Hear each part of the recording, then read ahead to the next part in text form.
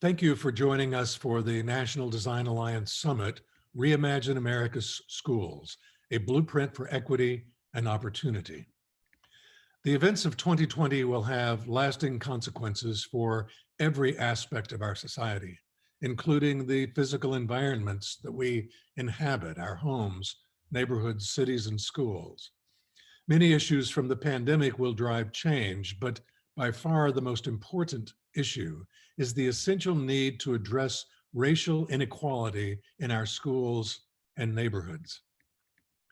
With President Biden's executive order on advancing racial equity and support for underserved communities, he states that we must, quote, develop a comprehensive approach to advancing equity for those who have been historically underserved, marginalized, and adversely affected by persistent poverty and inequality.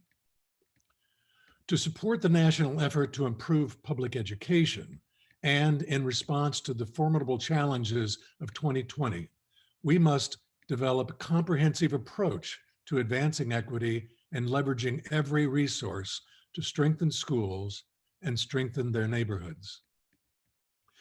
Disadvantaged neighborhoods often suffer from profound infrastructure deficit, healthcare and food deserts, limited retail and service assets, undersupported or non-existent public transportation, and too often the absence of access to Wi-Fi and technology.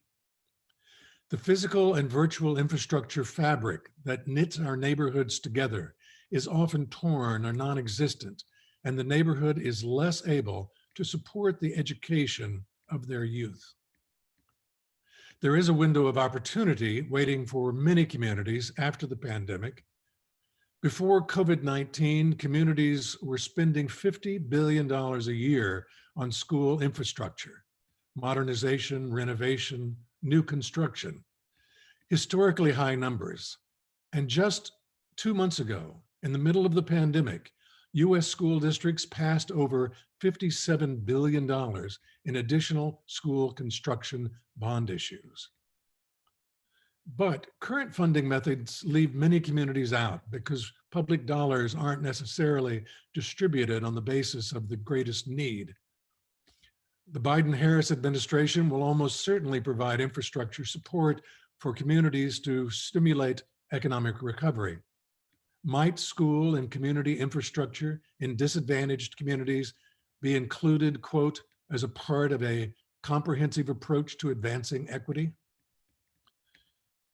Even when sufficient funds for school construction are available, schools are almost often built on an increasingly disconnected 1950s model. If we simply do what we did before, but just try a little bit harder, it won't work. We've tried that before. It didn't work. We need to reimagine a new approach. The events of 2020 demand that we stop designing schools for the 1950s and reimagine our schools for 2050. But the question is, how might the pandemic change education? In 2020, Reimagine America's Schools set out to find out by convening scores of conversations with educators, students, architects, technologists, philanthropists, and policy leaders to consider the pandemic's impact on the future and how we can work together to reimagine our schools to respond to that new future. Many of those we've worked with are in the audience today or on our panels today, and we thank you for your involvement and your contributions. We did a lot of thinking last year, but Reimagine America's Schools is not a think tank. We are a do tank, a nonprofit.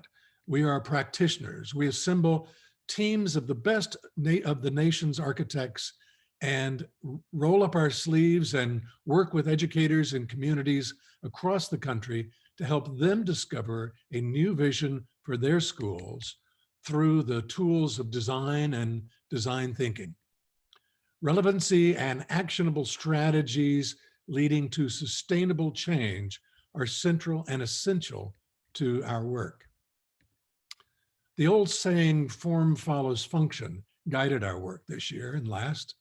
We needed to understand how the pandemic may drive change in education so that we can be better prepared to help support the change educators will seek in their communities and their schools. With this summit today, we are wrapping up our ideation phase and now pivot to phase 2, application, where the ideas and concepts from phase 1 are translated into functional and actionable strategies. Later this year, we hope to launch the third phase of our work, implementation, when we take these ideas into communities to inform, inspire, and provide a blueprint for educators to reimagine their schools, and as the president says, build back better. Today, Reimagine America's Schools National Summit, with your help, will begin to create that blueprint for the future. According to the Coalition for Community Schools, using the school as the hub, a community school is both a place and a set of partnerships between schools, educators, and community to offer a range of opportunities, supports, and services to children, as well as their families and their communities. In an open letter to the new Biden administration, Brookings endorses community schools and, among their recommendations, encourages the, quote, co-location of critical community services within schools as a part of funding to build a more modern and sustainable community of infrastructure. We agree with the need to fund a more modern and sustainable community infrastructure, but in many communities and schools, co-locating services and agencies within the existing schools is neither desirable nor practical. So we need to look at some new options. We need to support the community school movement and lean into the idea of what we're calling Community Schools 3.0, where the lines that separate school and community are blurred by bringing the community into the school and the school into the community. There are practical concerns with co-locating services within schools. In many communities, consider, since the 1950s, cities have been consolidating schools and locating larger campuses away from the heart of the neighborhood, on the fringe of the community, and in most cases, making walking to school nearly impossible. The physical design of the school building was driven by an educational program and may not easily be altered to support co-location. Social distancing practices may continue to influence decisions requiring less density in schools with fewer students within the existing space. And more important, by co-locating in the centralized location, the opportunity to more fully leverage and engage the resources and assets of the larger neighborhood may be minimized or lost.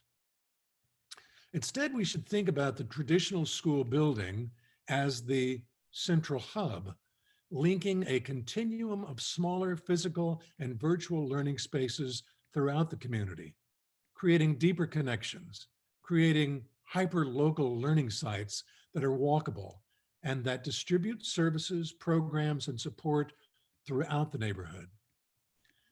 By reducing and amending policy, political, physical, and well-established bureaucratic procedures that separate school and community, civic, business, and philanthropic leaders may be more able to engage and take leading roles in activating the community to help students succeed.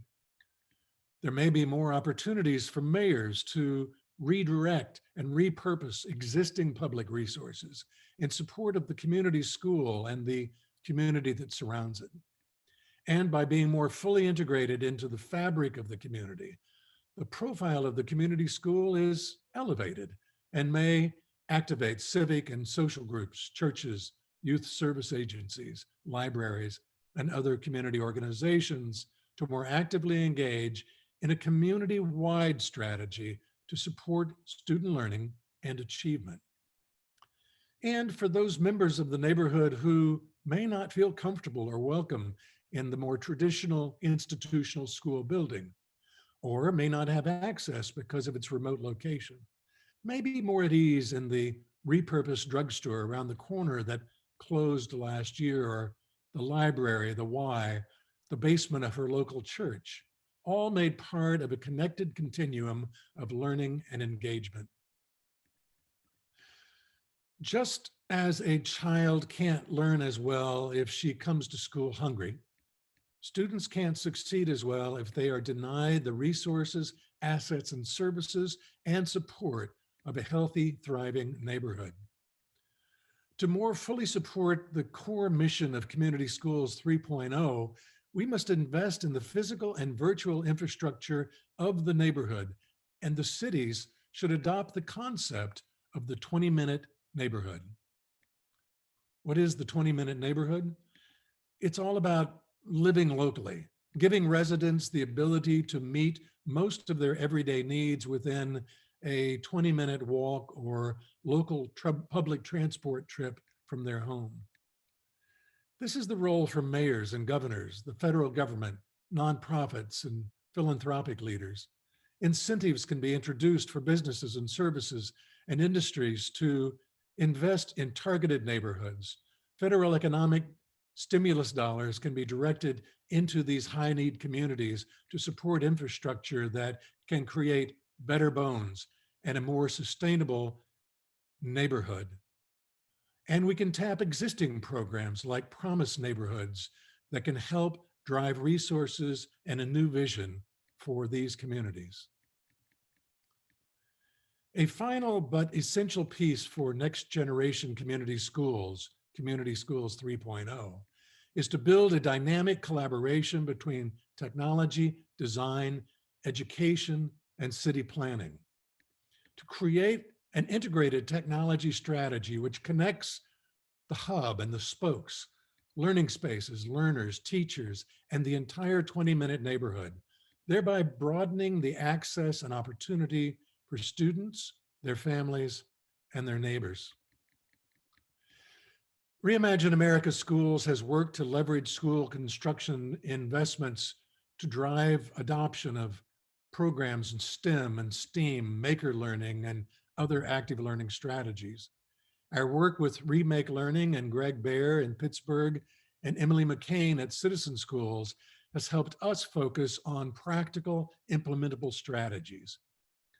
But the events of 2020 have brought greater focus to the power of STEM and maker learning to support students in low-income communities.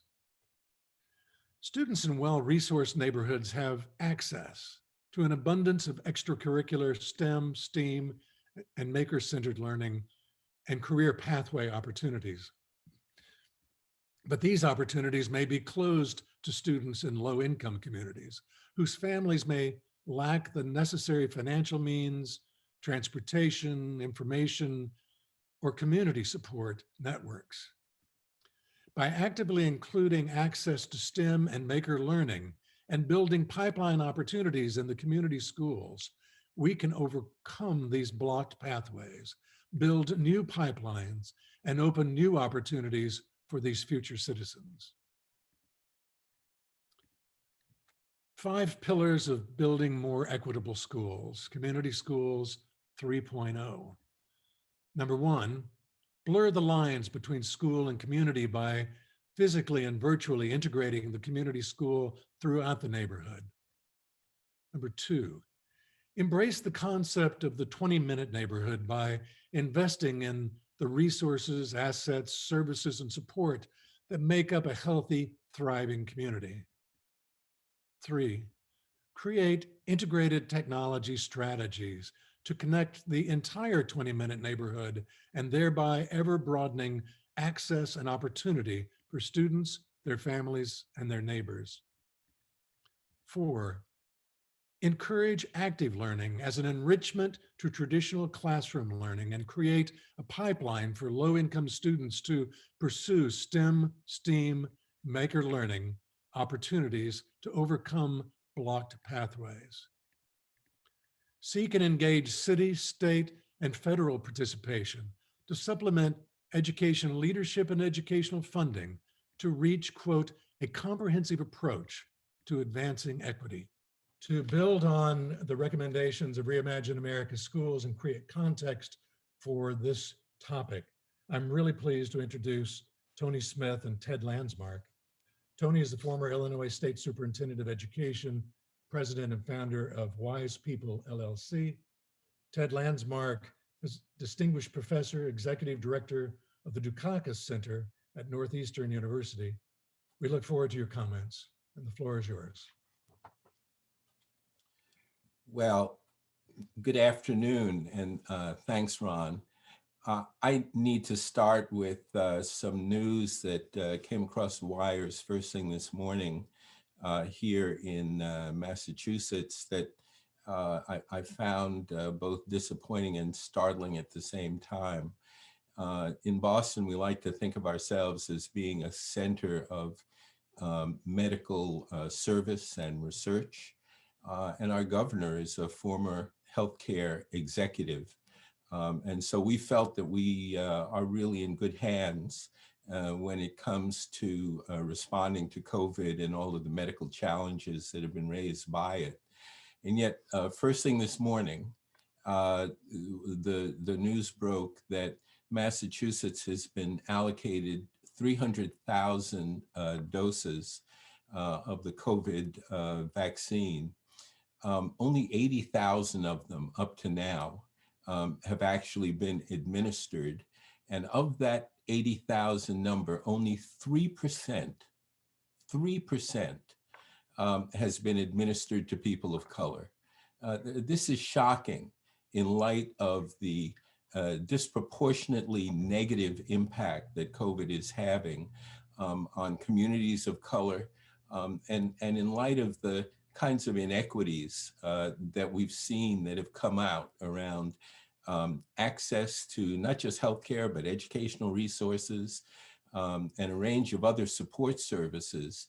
And that brings me to schools. Over the course of this past summer, the Dukakis Center had an opportunity to do some research with FEMA on the impact of schools on communities in a post-COVID era.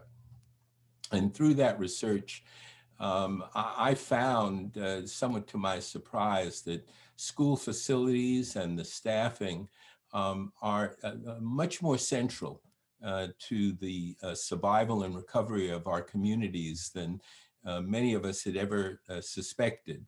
Not only are the schools viewed as centers of learning, but they are also places where through COVID we've fed people and we've housed people and we've vaccinated people. We have gotten schools or their facilities involved with healthcare and recreation and caring for seniors and the like.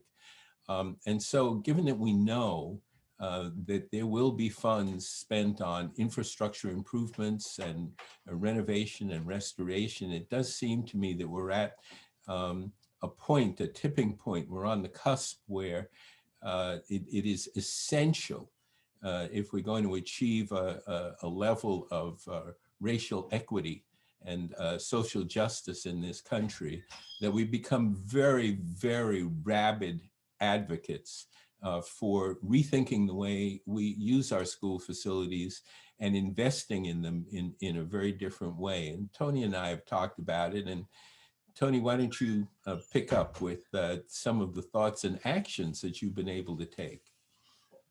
Thank you, Ted. And I just want to say how much I appreciate the opportunity to be in dialogue with you. Appreciate your leadership. And Ron, thanks for pulling us all together.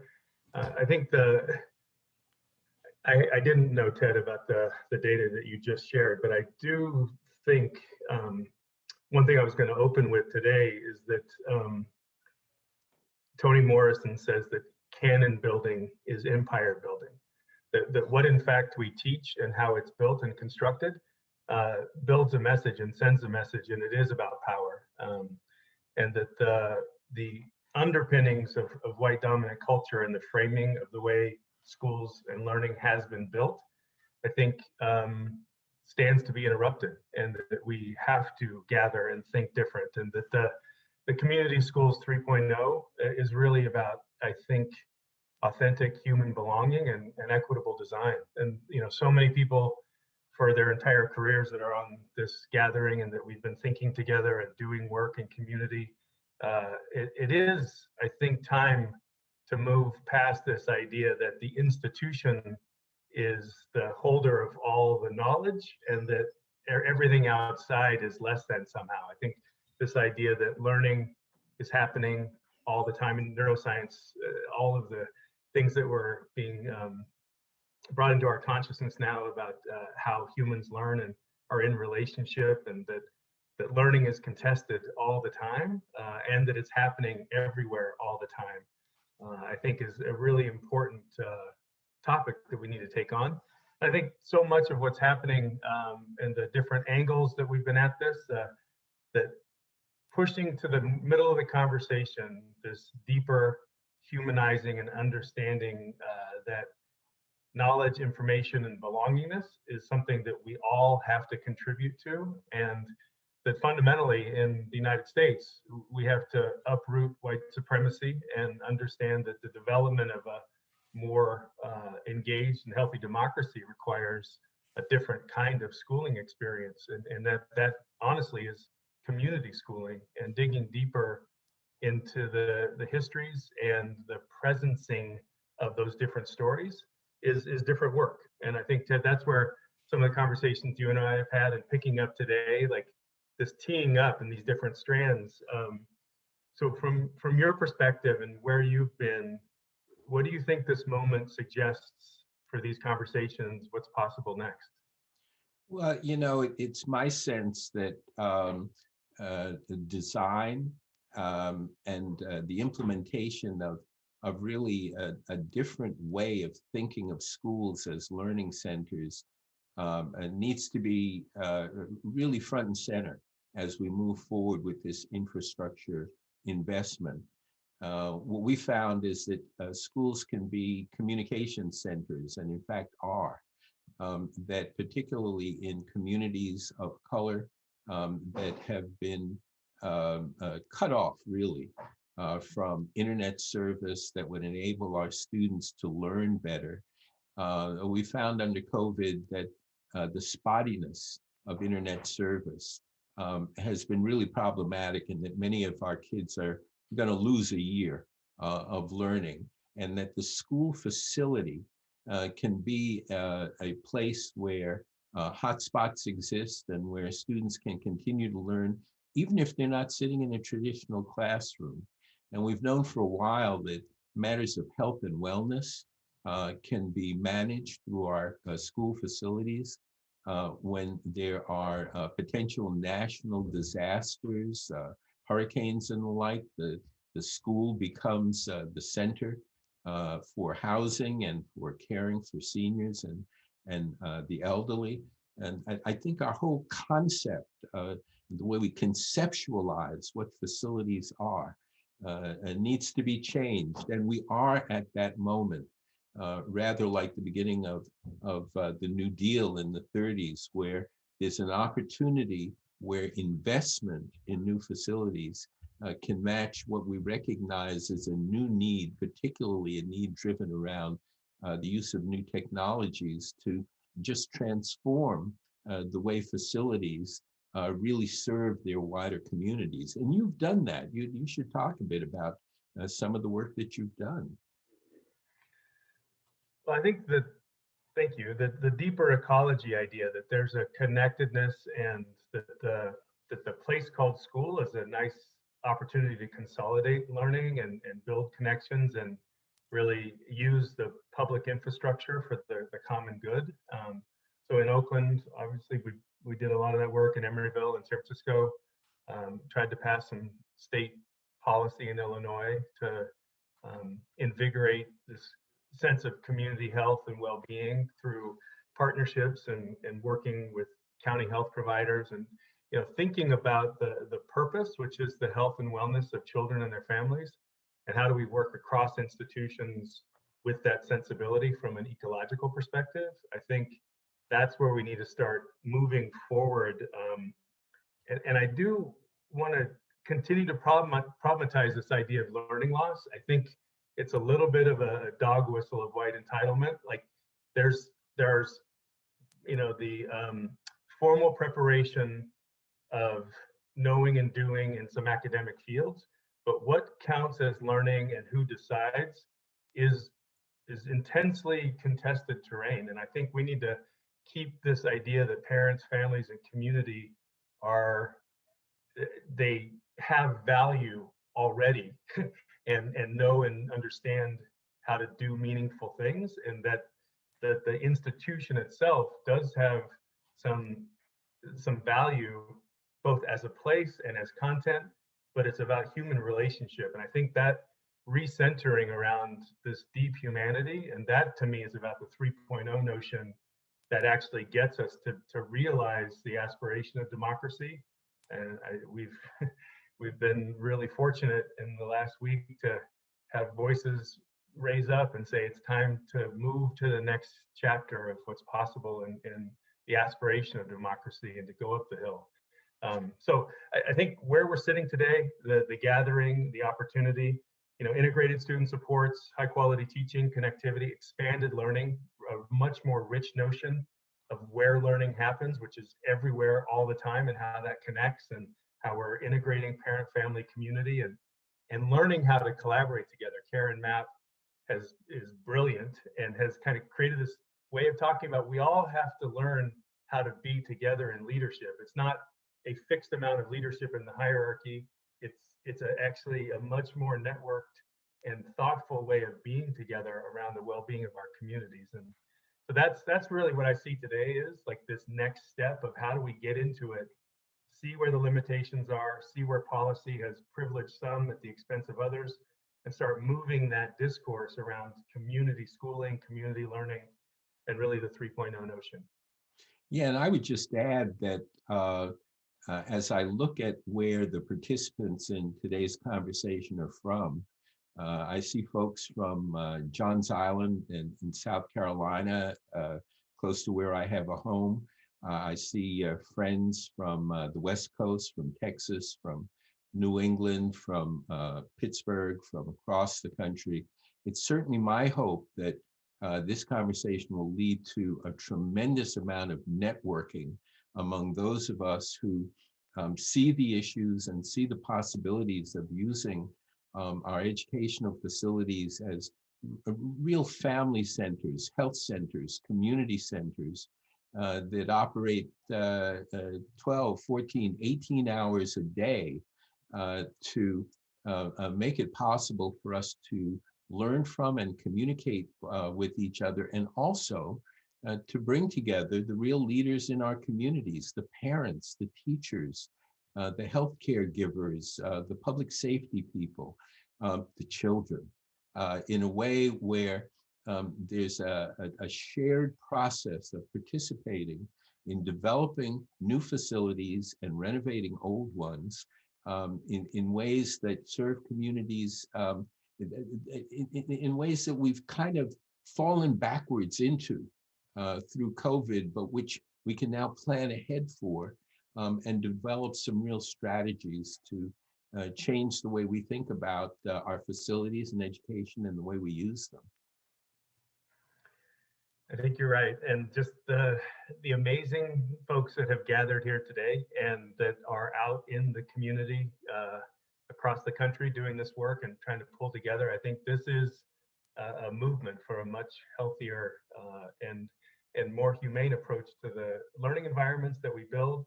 So this is the moment to continue both great ideas, but to actually put it into practice and know that we're going to iterate, connect, and your leadership, Ted, I just want to say again, thank you. Appreciate the opportunity to be in dialogue with you. And I'm going to put an article in the chat by Maxine McKinney, DeRoyston, and Shirin Busahi that I thought it was really powerful. I read last week and just gets at many of these issues. And just resources, that's the other thing. This network has so many resources. The more we can connect to the National Coalition for Community Schools and others, like we need to just be pulling together and have a much more social justice orientation to the work of schooling and community development. So I appreciate the opportunity to be here, and I'm looking forward to the panels. Likewise, and let's get everyone engaged. That's the whole point, to have as much active engagement and participation as possible. So thanks to Ron, and thanks to you, and let's jump right in. Well, Tony and Ted did exactly what I thought they might do, and that's tease our brain a little bit with some big thinking and some inspiring direction. Um, our next, and thank you both for being a part of this conversation. And based on the chats, I think that our attendees really valued that as well. Our next commentor is President and CEO of Teach Plus. He is former Deputy Assistant to the President for Education under Barack Obama. But the reason we've asked Roberto to join us today is that he was a member of the Biden-Harris transition team for the Department of Education. And we're looking for points of intersection, Roberto, with where the new administration is going, and would value your comments and insights as far as how we might be aligned with the new Biden administration's educational initiatives. Roberto Rodriguez, thank you for being Thank here. you. Thank you so much, Ron, for the opportunity to lend my voice to today's convening. And I just want to applaud you and all the partners that are gathered today. It's such an esteemed group of wonderful leaders in our system, and agents for change and friends that I've worked with over the years. And so honored to be joining Ted and Tony's voices and following that as well. And I remember 5 years ago when we came together at the White House under President Obama's leadership to begin to talk more about redesigning and the imperative around redesigning our high schools. And just so pleased to be part of today's discussion, and part of the movement that has continued on in that vein through Reimagine America's Schools. I'll just reflect for a moment on where you started us off, Ron, on Community Schools 3.0 and the opportunity to really redesign our system to strengthen that school community connection, and pick up on Tony's great point in seizing the moment we're in and the time that we're in to advance this charge. There could never be a more important time to deepen the connections that we are building in our system between learners and the adults around them. And that needs to happen in our classrooms. It needs to happen in our systems, but it needs to happen outside of our classrooms in terms of connecting our learners more actively with all members of the community and adults around them to support their learning and their success. We're also in a moment and seizing an imperative for learner-centered design. And I believe really at a time when we can mark an evolutionary leap in our schools and in how we frame our policy and our thinking from standards-based reform to more learner-centered design. And the Community Schools 3.0 notion really captures that. It thinks about not designing our system and our schools from the top down, but rather from the bottom up, from the lived experiences of our students and their families and their communities, and recognizing those experiences as the most resonant points from which we can build learning, from which we can build success, and a framework where our students are able to thrive. We know with all the pressures and all the demands of the moment that we need an all hands on deck approach for our students to succeed. That requires us to really create a system and a framework where all of our community members can join in, our families, our parents, our professionals across the community in diverse sectors, and our educators in our schools to really help our students succeed. And we also know that the Community Schools 3.0 notion captures the economic imperative that our young people continue to face in what has been an increasingly shifting and demanding global economy, where we know that they are in need of developing the experiences and opportunities to apply their learning and apply their core content in and outside of the traditional classroom, in more of an active learning environment, in environments where they are becoming problem solvers, creative thinkers, communicators, critical thinkers, and critical agents of change, uh, to be able to contribute to that economy and to be able to see the upward mobility and realize the potential that our education system can bring around opportunity. And Ted really started us out here on the point of equity. And I think that the opportunity to bridge schools and communities around addressing the opportunity gaps and equity gaps in our system is really powerful. So the great news is that there are a diverse set of partners here, pioneers.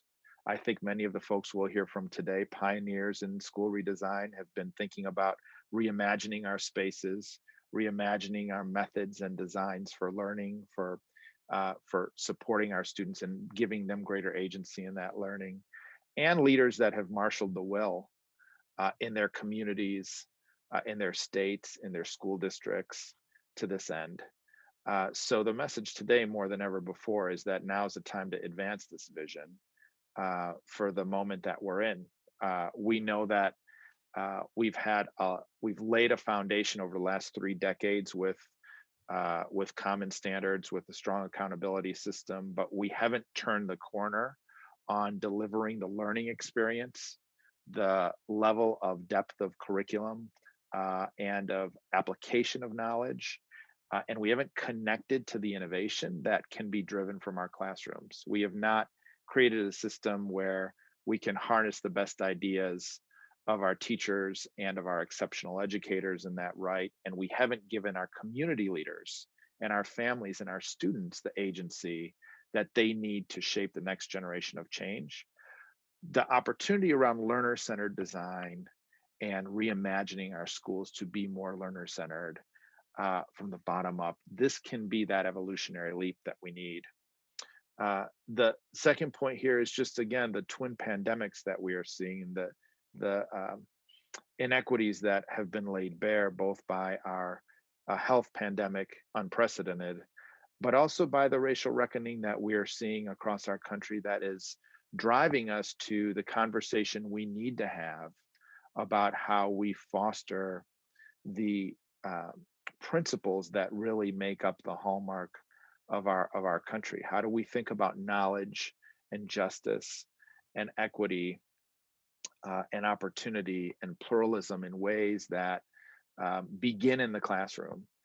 And the opportunity to redesign our schools to start that work is huge. And then finally, our national leadership, right? And this is why I think you asked me to join you, Ron. The commitment to expanding community schools that we see as part of the president's Build Back Better vision, his bold plan to redesign our high schools, and his commitment to centering equity and educators to that end, creating deeper partnerships with our educators, our families, and our stakeholders to that end, is a really powerful notion. So those, I think, our national leadership, those twin pandemics, and the opportunity to build back in a more generative way from those pandemics, and the evolutionary leap from standards-based reform to learner-centered design. That's the perfect alignment to move into action with today's discussion. Roberto, thank you. We appreciate your perspective, and we get another dip at you a little later on the agenda, so we'll look forward to additional comments. So in responding to chats, I'm noticing a few things. The concept of Community School 3.0 is not for every neighborhood. It's not for every school, but there are particular neighborhoods and particular schools that may be extremely well suited for this as a new strategy. It is not an urban solution alone. We believe that this is applicable to suburban districts as well as rural communities who often don't make it to the conversations of this nature. So now we roll up our sleeves and we begin to engage with our 3 panels, bringing 3 different perspectives to these issues. First panel, I hope will kind of have a 30,000-foot perspective, begin to see how these ideas might relate to and line up with other things going on around the country through the eyes of their partners and their fundees, I should say. First, our moderator for this panel is Greg Baer, who's co-chair of Remake Learning. Hi, Greg, how are you? Kumar Garg, Managing Director and Head of Partnerships at Schmidt Futures. Katie Knight, Executive Director at Siegel Family Endowment. And Emily McCain, who is CEO of Citizen Schools. Good to see you all. I hope you have a fun conversation, and I'm gonna back off and let you talk. Great. Emily, I'm going to turn to you first. So you know that in our corner of the world, here in Pittsburgh, we've been endeavoring for nearly 15 years to remake learning. We describe that as igniting relevant, engaging, and equitable learning in and out of school, early childhood through post-secondary.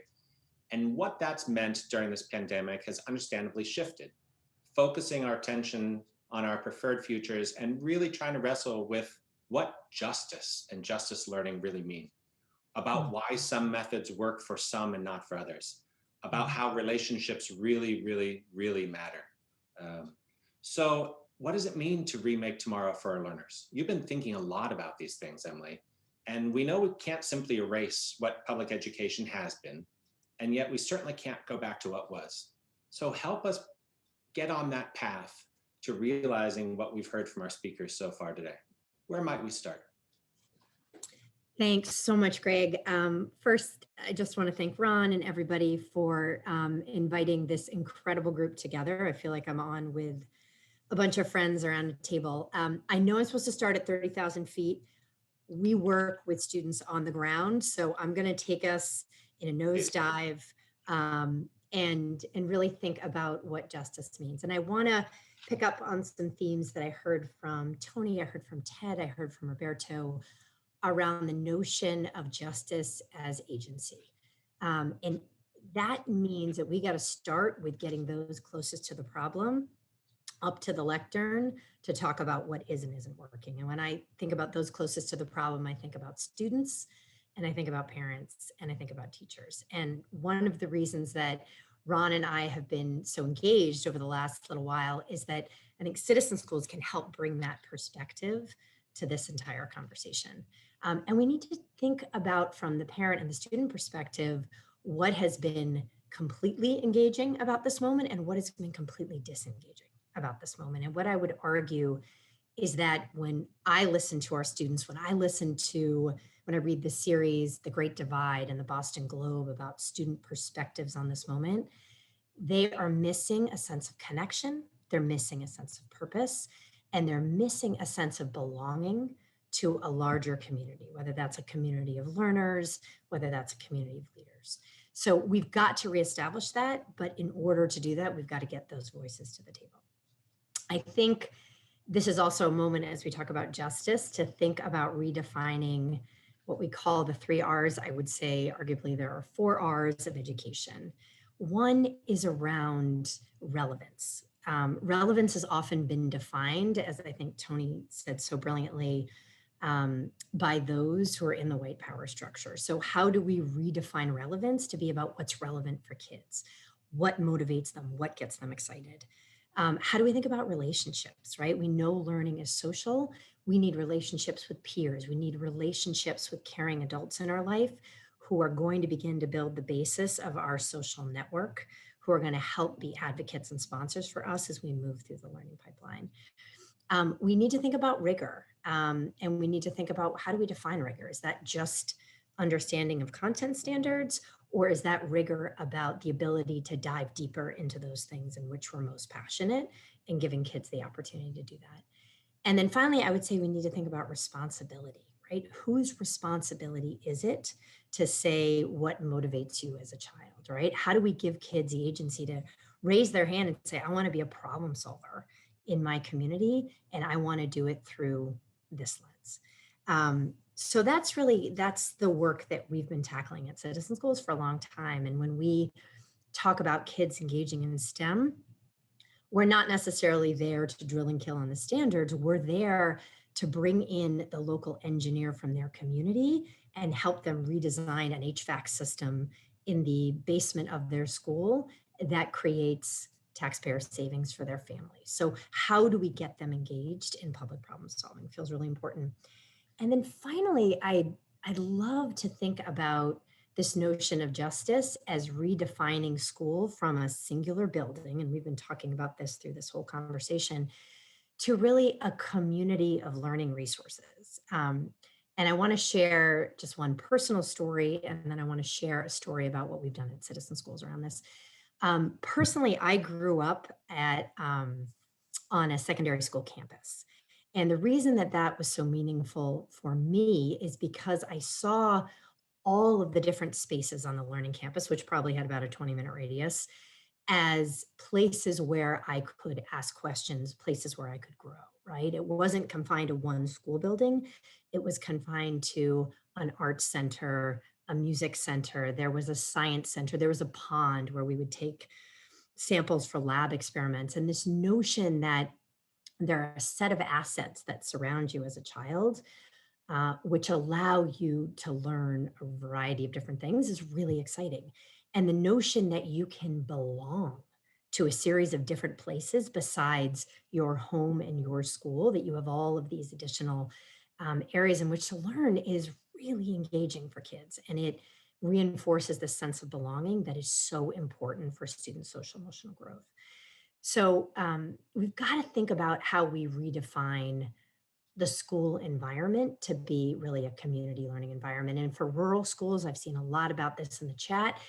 We've got to figure out how we are creating that digitally, right? Even if we can't create it, if we can't bring students to a science center, we can't bring students to a library locally, how are we connecting to all of these cultural institutions, all of these institutions of learning digitally to give kids that experience? So I believe there is sort of justice waiting in the wings, but we've got to do some things fundamentally differently from the perspective of agency and voice, if that's going to come to pass.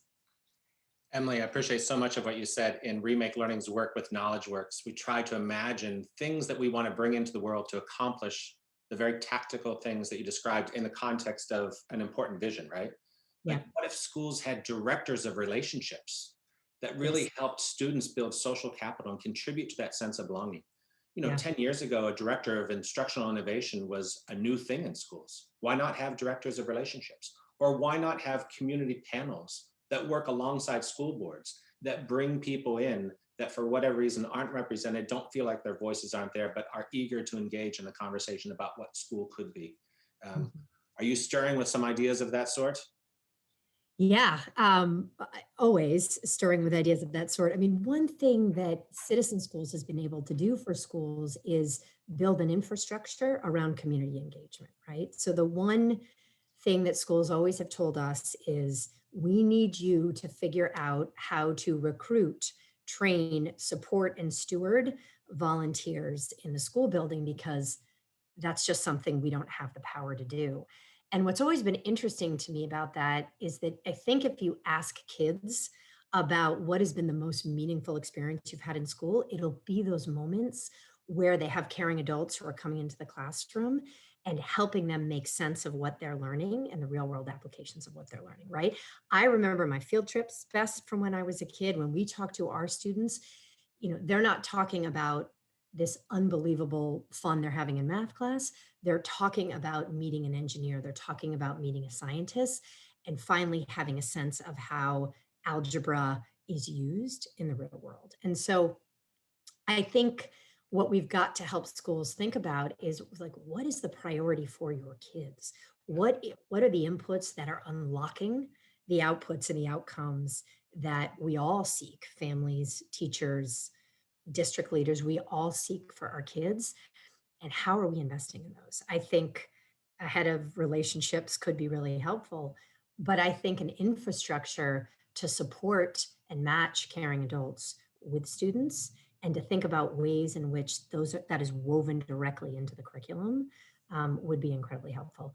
I think partnerships with corporations and universities that have these incredible resources including human capital, but also including intellectual capital. How are we opening those channels, either digitally or physically? In the early days of citizen schools, we used to bring kids on explorations. And I think that's what we need to be building back into the curriculum, is how are we actually allocating resources to those experiences that are helping kids cultivate a sense that they belong everywhere in this community. They don't just belong in their school and in their home.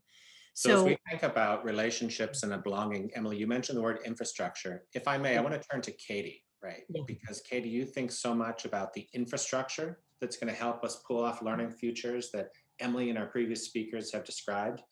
We're going to need a totally different public interest technology and data infrastructure.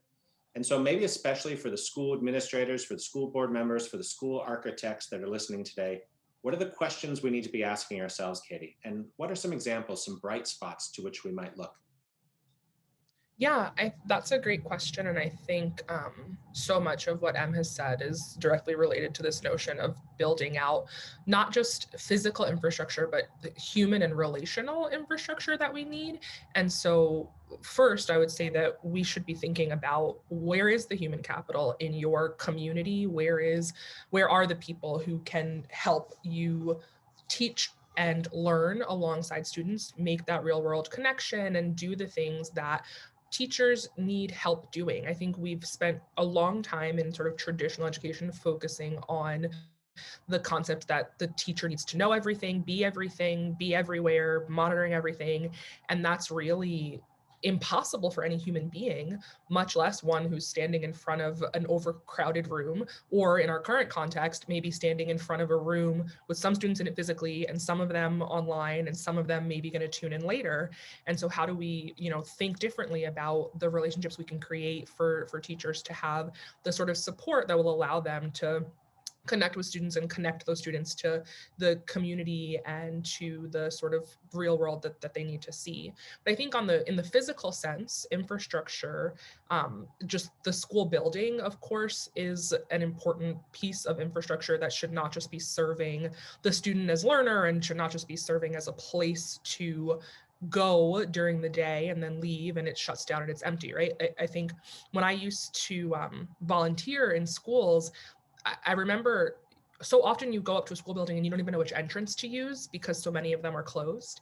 And we should not be designing buildings that way. If we're building new schools, they shouldn't have 5 doors, 4 of which are closed and 1 of which takes you to a back hallway to the main office, right? We need to think about openness. We need to think about how they can be welcoming to the community and how they're not just buildings that shut down at 3:30 and are then reopened again at 8 o'clock the next morning. I think also the connection points with transportation infrastructure and the other pieces of physical infrastructure that make places, whether they're cities or small towns, make them viable, vibrant, livable. All of that is super relevant to the schools conversation, and those two things need to be discussed together.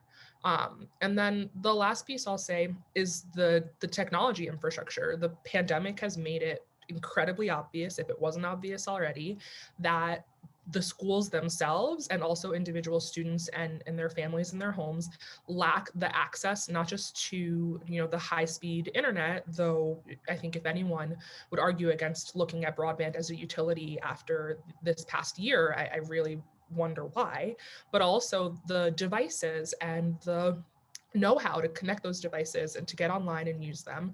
All of that is something that we can solve, that we know how to solve, and we just have not. And so I think that's a question of having the will, not the way.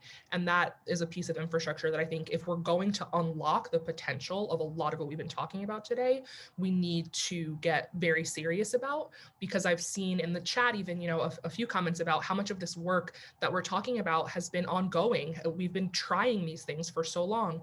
We've been trying them in microcosms. We've been trying them one-off. They are bright spots. The work that Em is doing at Citizen Schools is a bright spot. We funded some other organizations like Building 21, which has schools in Philadelphia and Allentown, Pennsylvania, doing great competency-based real-world work. But that happens in this one-off way because the access is not equitably distributed. And access alone doesn't create equity and opportunity, but without the access, you really are starting from nowhere. So I think if we can use this moment where it is so clear and obvious that there is an unmet need that we know how to fulfill and get that need met, we will be able to then point to some of these incredible things that we've been doing and really scale them in a meaningful way. Katie, among other things, I love the way you described whether it's the doors of a building, the infrastructure for technology, or the transportation pattern as an invitation. Are we inviting people in to learn and to be allies to those learners? I'm going to turn back to you in a minute. I have two more questions, but I want to bring Kumar into this conversation. So Kumar, Emily and Katie took us right down, but well below the stratosphere. I'm going to push you right back up to the stratosphere because you've talked often about moonshots. You did so when you worked for President Obama, and you certainly do so in your role with Schmidt Futures right now. So as you think about some next-gen community schools, when you think about STEM pipelines and active learning, can you offer us some moonshot ideas that are really stirring your own imagination right now and that ought to be stirring ours? Yeah, I mean, I think one idea I've been thinking a lot about is if you sort of read about sort of like the previous pandemic that the United States lived through, so 100 years ago, and what happened in the decade following. It was actually a period of rapid building. So the 1920s, had a huge amount of physical construction happen. There was a huge amount of reforms that were had to the physical spaces that people lived in. So everything from, more air and just the way buildings were designed. And like right now, we're like living through this pandemic and unclear when we get out of it. But there's going to be this big overhang for what rebuild looks like. And I think that's going to be for our children. Like if you look at New Orleans, they had a decade-long rebuild experience for how to get students back on track. There's going to be physical sort of rebuild. There's going to be how we sort of build back from the huge amount of emotional trauma and everything else that's happening. I think the question I sort of have is, what are things that we should be thinking about over a 10-year arc, if that's what rebuild looks like? And what might be things that we have to actively do if it's a 10-year rebuild versus a strong bounce back? And I think some of it is, there might be things that are important investments we have to make along the way. So I'll just sort of, a couple of things, I think. One is, I think there's going to be a huge interest in like the physical space of schools. I think people are eager to get back to the physicality of it. That there's going to be some immediate upgrades that people are going to talk about, right? Like how do we update the HVAC system? I think one thing that I think Ron has really kicked off as a really important conversation is this idea of the community being part of the rebuild of the school. And I think that it's both like a processy idea, but I think it's like a big idea, because if every school leader said, the way we're going to rebuild is to do a community design session first. That was just like a small step, but we did it everywhere.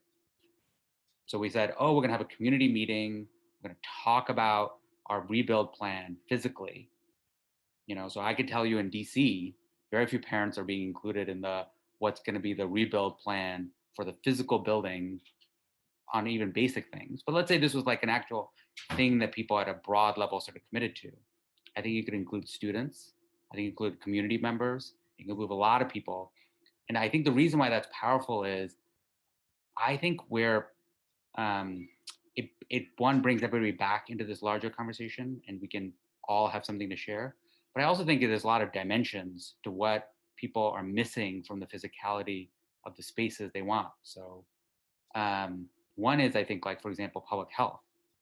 So one question I always ask people is, do school boards ever actually look at the public health aspect of siting decisions, right? So where you put a school, if you put it near a highway, those students over those 15 years that they're going to be in that school building are going to breathe in more toxic air. But like lots of times people tell me schools get put near highways because the bus route is a little bit shorter. But you could have that conversation about 10 more minutes on a bus versus years of more pollution. And, like there's a lot of different vectors. I think that there's a lot you could be doing on the work that you, Greg, and others have invested in, and just what rooms in a school should be next to each other so you can have more across the math, the art. I think these are all interesting things. And I think if we said one thing we can commit is like everyone's going to go through this as a process versus rushing back and not making it a community process, we miss this moment where everyone's going to have to go through it. Everyone's going to say, what do these spaces need to look like? Where do we need to invest? And I think that can be a real moment to then kind of have a bunch of the things that I think I'm seeing in the comments and threads. So on one level, it's like not a very big idea on like one big piece of technology. But I do think that if the public commitment that every superintendent took or every school leader took is that I'm going to have a design session that brings in everybody, students and community members, before we reopen and as we reopen, that I think would be a powerful step as we start to think about what the next 10 years can look like. So let's look at that 10-year arc. And Katie, I'm going to turn to you first. This is the last question, and we'll close this panel. So I noticed Ted Fujimoto, among others, in the chat box noted, right? Schools, school administrators, school board members, they're exhausted, right? They are just exhausted. Thinking 10 years ahead is a hard moment for them. And yet just this morning, I was in conversation with school superintendents, and so I know they're having these conversations. And as we wrestle with justice, how do we also make sure that joy and joyful learning is part of this? Black joy, girl joy, rural joy, learner joy. Joy has got to be part of this conversation if we're going to get to this place. Do you have some thoughts about how we bring joy into this, Katie? Yeah, I mean, I think there's a few different elements of that question that I want to talk about, because first I think, and I saw Ted's comment in the chat also, absolutely administrators are overwhelmed. And I think one of the reasons that Kumar and I are friends is because we both love like a bureaucratic detail and a community meeting. I think there's a lot of opportunity that we have. Another type of infrastructure I didn't talk about is the infrastructure of governance, like the systems of governance that we have.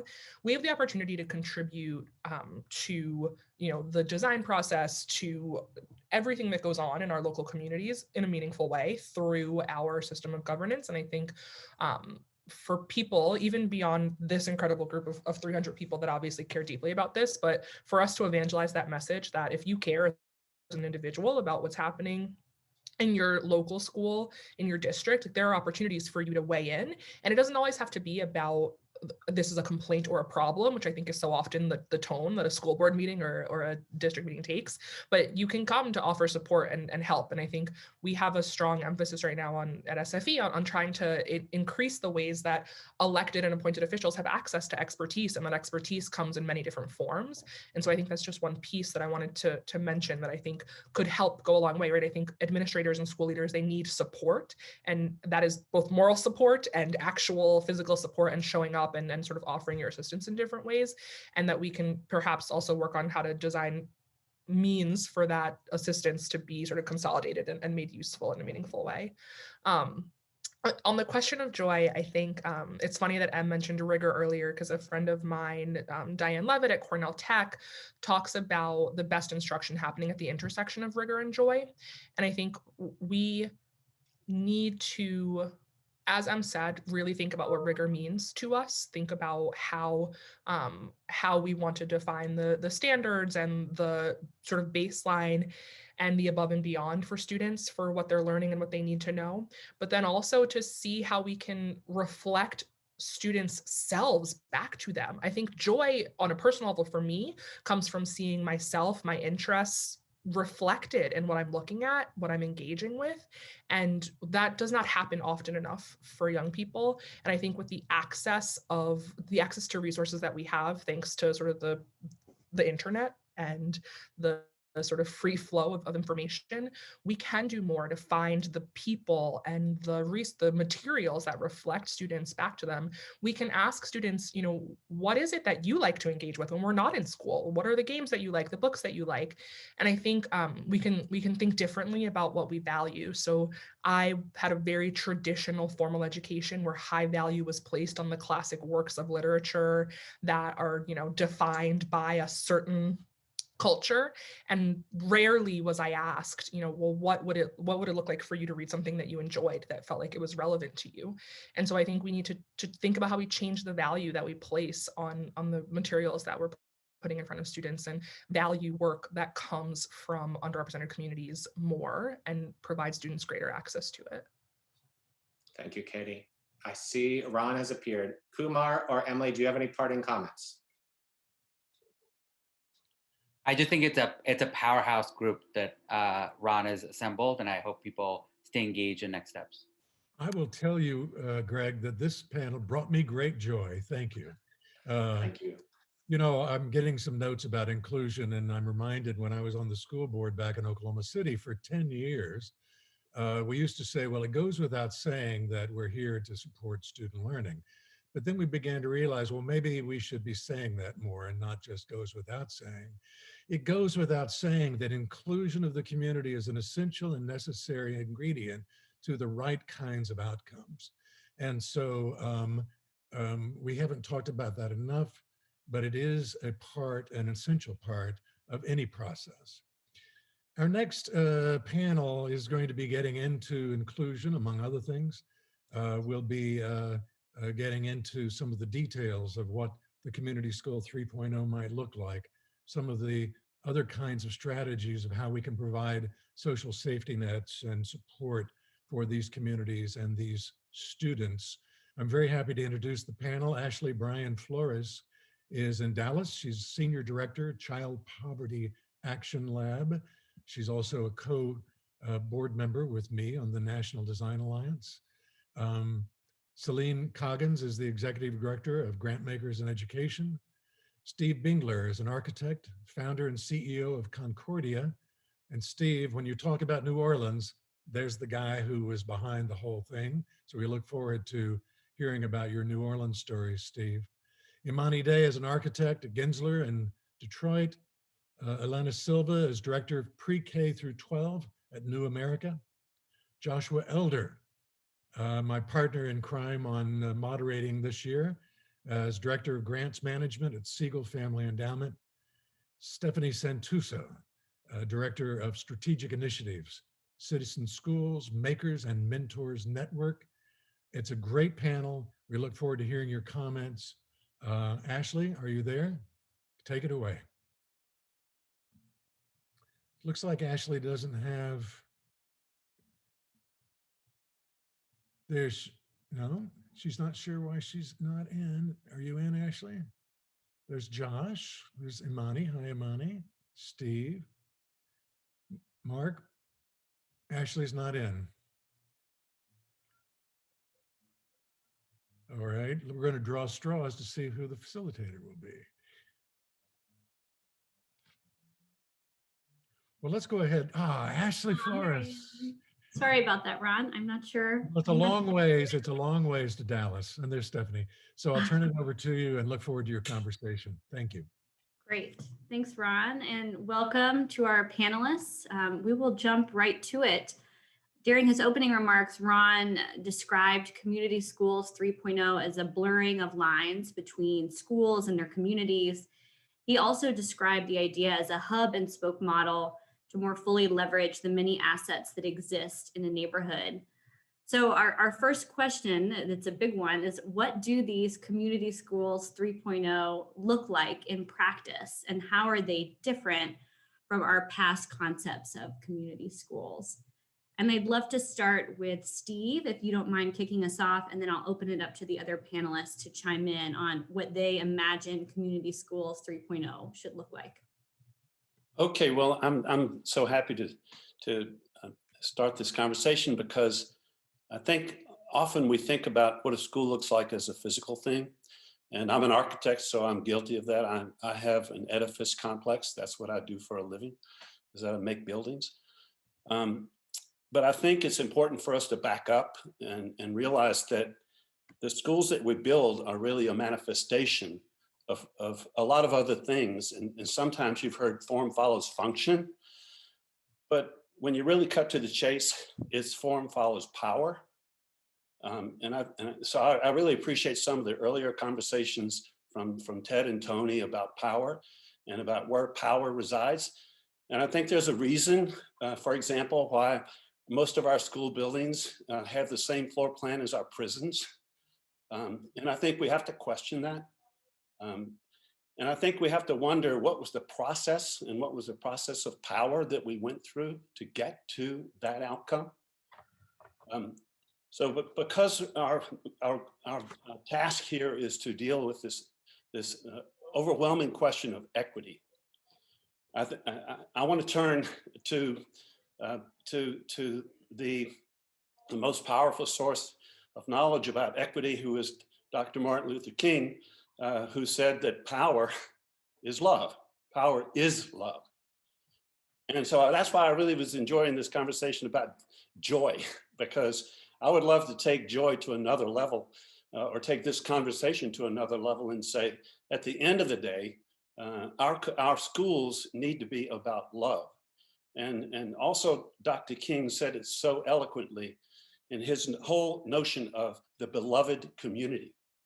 And if we have a harbinger that we can follow to get to the place of Community Schools 3.0, I think it would be Martin Luther King's vision and his dream of the beloved community. Getting to the beloved community has to go through the process that Ron just referenced, which is one that is a co-design with the community, and especially with the children in the community, because they're the experts. And frankly, my experience in working with children is that they're the most creative because they don't know what doesn't work yet. So they can be the most creative. So I think that it is true that as Ron said, at the core of equity has to be the process even more than the product. And I would hope that the product of Community Schools 3.0 would look very different than the product that we've generated for our school facilities up to this point, because they were built from the community and from a point of view of love, rather than the logic somehow that has gone into creating buildings that in many ways work against the educational process, and I would call the learning process. And I love that term that Tony used earlier, that it's all about the learning. So that's kind of where I'm coming from, is what and the caution is that just because you have a community meeting doesn't mean that you have an authentic process. So the real challenge is going to be how do we have an authentic process that is authentically collaborative and that produces an authentically new kind of facility that is not controlled by some external power force like the architect, can be, or the school administrators can be, or the parents can be, or anybody who brings their own individual power, as opposed to this power of the beloved community that Dr. King talked about. Thanks so much for getting us started, Steve, and for pointing out that the Community Schools 3.0 is really about a process. I'd love to hear from another panelist on how we can ensure that that process doesn't just happen before a project gets built, and how does that authentic practice of community engagement, how is that become a consistent and sustained through line, not just pre-construction, but through construction, once the school is opened or the new facility is open, how do we move away from community engagement as a rubber stamp or checking a box and move more towards that authentic process that you've described? So maybe Stephanie, do you want to jump in? Yeah, I'd love to build on some of the great insights that Steve already shared. I think for me, the work that I've been doing specifically on education has been really focused on maker-centered learning.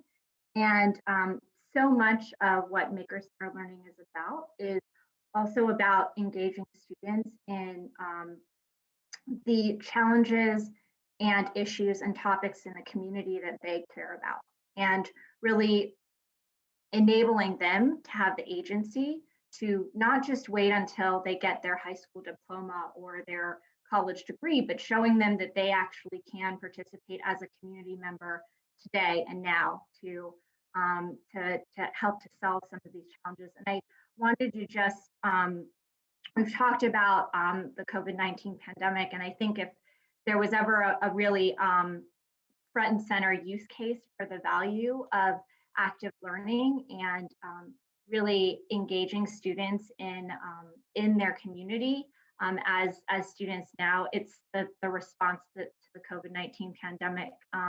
The nonprofit Open Source Medical Supplies and the nonprofit Nation of Makers recently released a report about the way that the maker community responded to the real need for PPE in communities around the country and around the world. And it was really interesting to see that over 1 million units of personal protective equipment were designed and distributed through and by K-12 students and spaces and institutions. And that is just an example of, schools aren't necessarily set up. They're definitely not set up to respond to a pandemic, and they're not a healthcare facility or a medical supplier. But those particular schools happen to have the tools, technologies, and spaces that are designed and built in a way that they can actually engage students and other community members in responding to community needs. I'll pause there.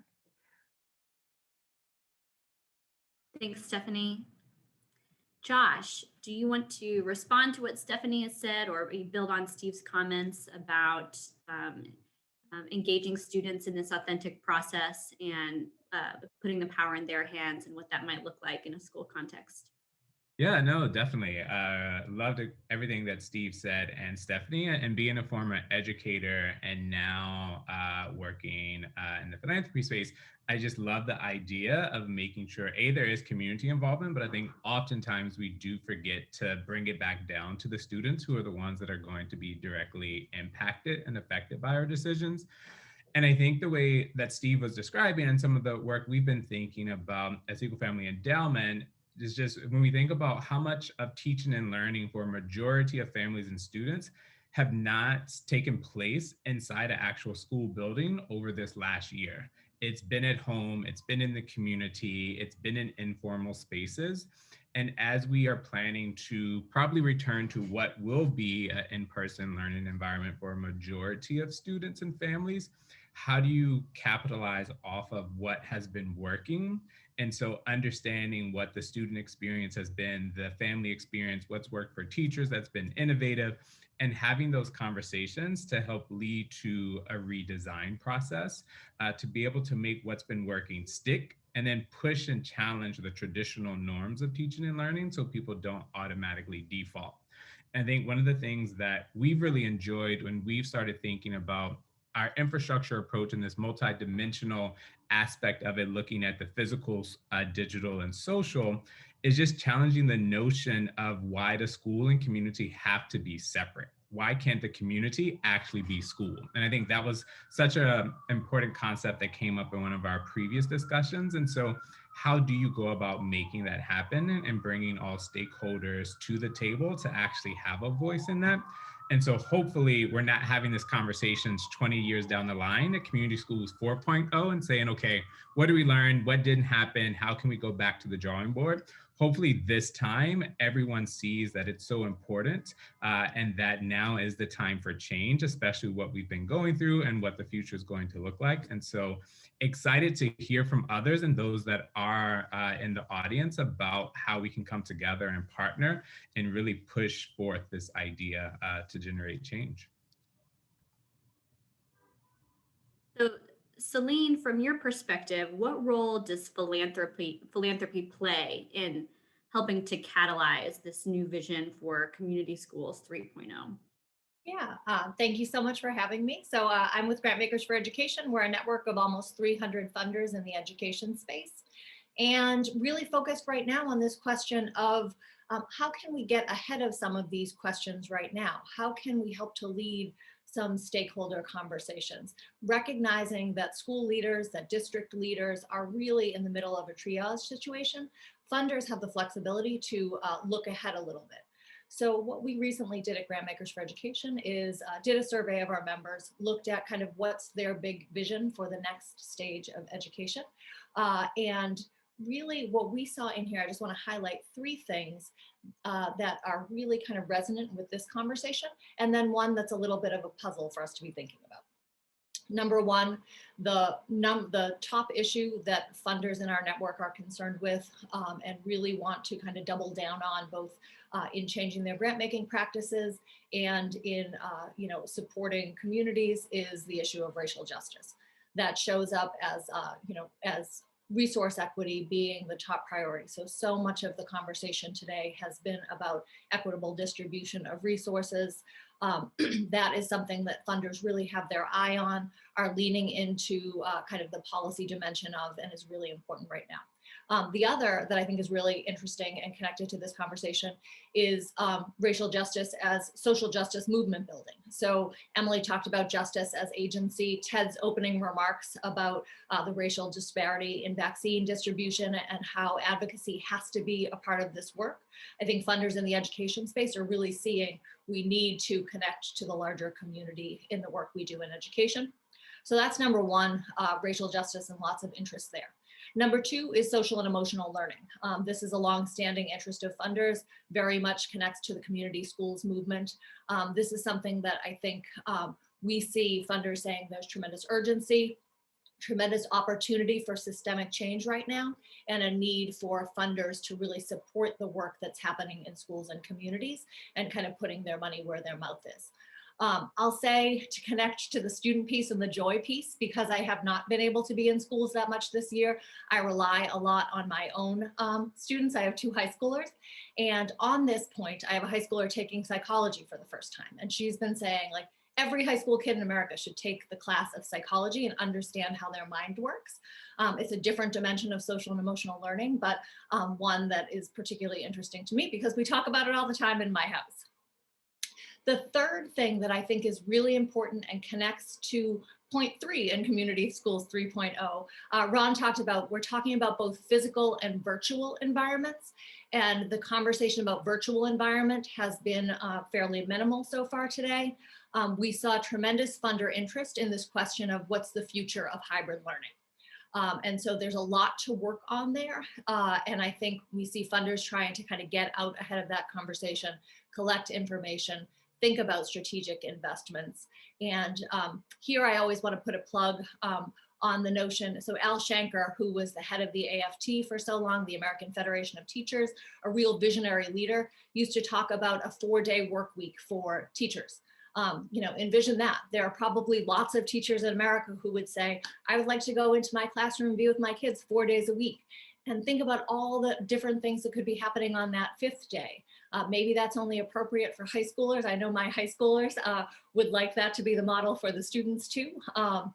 And so those notions of what is the future of hybrid learning, we know lots didn't work, but what are the things that did work and how do we scale those?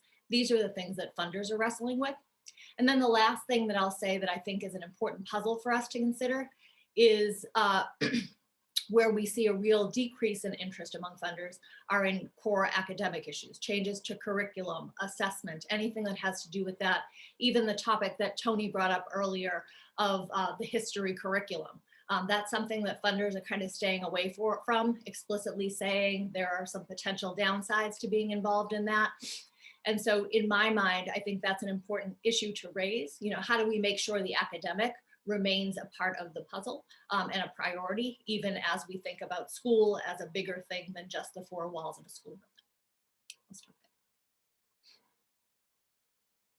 there. Jump off in just a few minutes. So I want to extend this question to you. You know, as we forge ahead with this new vision of school, what are some lessons from the past that we should be thinking about? What are some pitfalls that we should be keeping top of mind as we charge forward, hopefully to realize some of what our colleagues have described as this ideal future? Sure, thanks, Ashley. And thank you, everybody. It's great to see such an amazing group of folks here. And even on the line, just someone's a furniture dealer. I mean, there's all sorts of people out there. So it's wonderful to have brought such a collection together. I think in a way I'll flip this some, Ashley, because the past, while there's a lot of pitfalls, and I've seen a bunch of people say, we've been here, we've been doing this for 25 years, 30 years, I mean, decades and decades. And I've spent my own plenty of years of my time looking at extended learning time and different staffing designs and, you know, all sorts of different ways to use time and space in schools and nothing, and community schools as well. And it doesn't seem to connect or click or go anywhere. And that's frustrating. So one thing I would say is, if that's the biggest pitfall, that we just sort of fall back or default and don't really go anywhere, I would encourage us to all think about how this really is an opportunity. And the term opportunity in a crisis, I know is difficult or controversial, but we can see clearly now. And what I want to highlight is the we is a big we now. It's a bigger we. And this is, we can see inequities that have been there all along. And we can see the intersections of need that children and families have. The big we is important because we have had, and for a long time, I think there's a lot of folks that have been focused on who needs the most, children and families that need the most and what they need. And they've been looking at community schools and talking about joy and talking about love. And that's been a pretty narrow we. And right now, the reason that we is bigger is because we have a public health crisis. And for the first time in a long time, we have the entire nation that's like, what are we going to do about our schools? And I don't, in my career, at least, that has not been the case, that everybody right now is focused on it. So I think that's a massive opportunity. And what that means is that when I say the intersections, what we can see is that this is an important moment to recognize that we do need the educators. I would 100% agree with you, Celine. Like this issue, we do a lot on culturally responsive education at New America, and we're right up against it, where a lot of folks are like, I don't really know. The other thing we spend a lot of time on at New America is educators and trying to ensure that we have a really strong, well-prepared, racially, linguistically diverse teacher workforce. And so we have a big grow your own network, national network that we're putting out that are local programs. And we think that that's a huge possible lever for building community development, economic development, and building this workforce. But the educators are only a piece of this. And so the other piece that I would love to see connected are these issues of time and space and pulling that all together so that we are meeting the intersectional needs of children and families. That they need safe, healthy, engaging learning environments, that Tony earlier mentioned the term humanizing. They need to be humanizing environments, and they're not for all children. And so I would add to joy and to love, I would add care. At New America, we're very focused, not just in education, but across the organization, on building a culture and structure of care in our country. So I'll just, there are a lot of ways that we could look to communities to, and I think we should. Everybody's popping up ideas on what's happening in different spots. And I think it was Katie that said, you know, they're the bright spots and that's not enough. And I would reinforce that. But also say that this is a moment when we need huge national and federal investment. I think it was Ted that said we need to be like rabid advocates for a New Deal type of investment. And that's not just a financial investment. It is aligning all these agencies together in ways that they haven't, to ensure that we have the people and the places and the spaces to really have a more humanizing environment for young children that doesn't start or end at the doors of the school building, because it's another really big piece of the community schools model that we need to embrace and we need to push for. Seeing all these people here, this is it. Like, we need to get more and more folks that are behind this idea of a different way of seeing things and a national movement to improve our schools for the kids who need it most. So I'll stop there. Thank you, Ashley. Thanks, Elena. Thanks so much for joining us. Amani, I want to turn to you as an architect and designer. Would love to hear your thoughts on how design can help us advance equity, shift power structures. What is the role that design plays? Design of the built environment, but also design of teaching and learning environments. Yeah, well, thanks for having me. There's been already about 100 wonderful points that I can speak to. So thanks to the other people already kind of thinking ahead. But I would say I always think of architecture as advocacy, and a lot of times I think we really separate those two roles for some reason. Like it's sometimes we're just designing spaces that somehow don't have an effect on behaviors or don't have to heal or hurt or whatever it is. Architecture can't really, architectural design, I'll say, and design in general cannot really be neutral. It can't be impartial. It has to either be doing something to restrict or to harm, or it has to be doing something to heal and to help and support.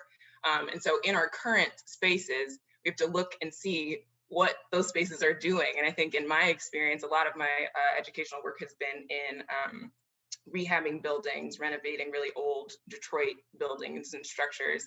And a lot of times the client is not just one student, or it's never one student, it's never an educator, it is the entire community.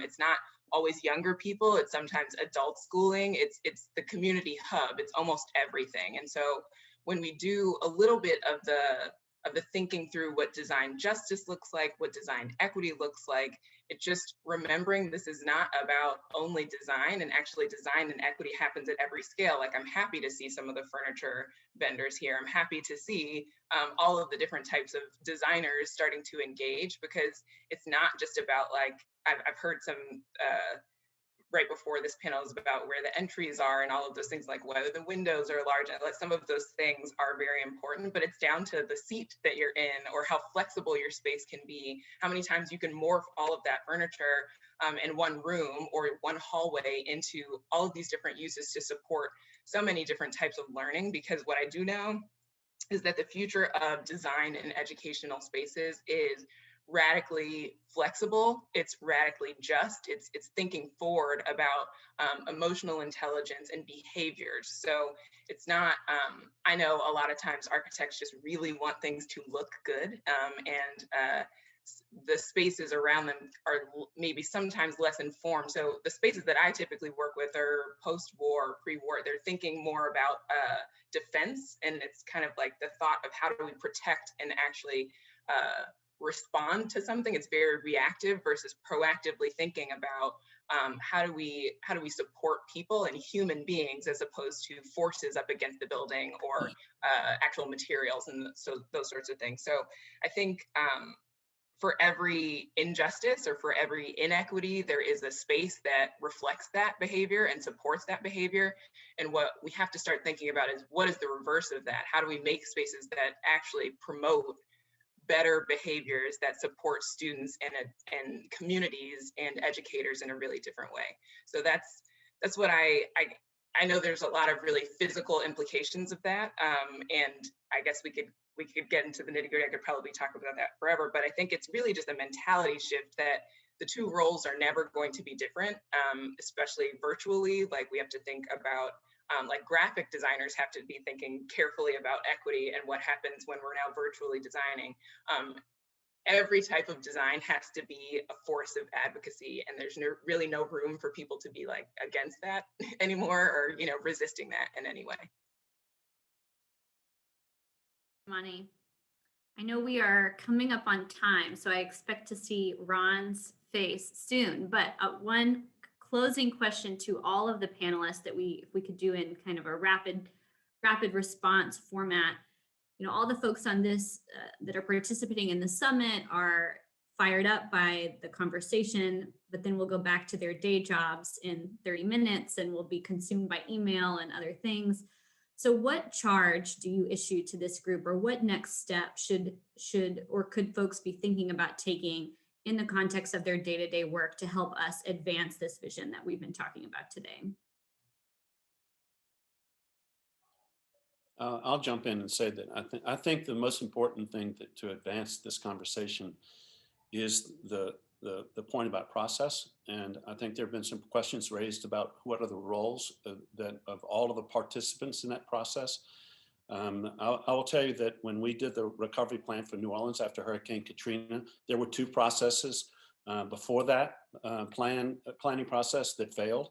One was generated by the mayor, and the other one was generated by the city council, and they both failed. The one that succeeded was the one that was generated by philanthropy, and it was led by the community foundation.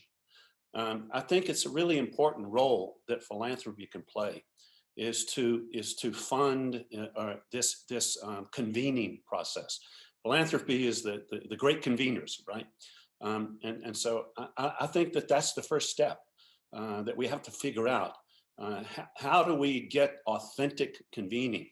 Because people don't trust the mayor necessarily, no matter how good the mayor is, or even how beloved the mayor is. They don't trust their city council leaders.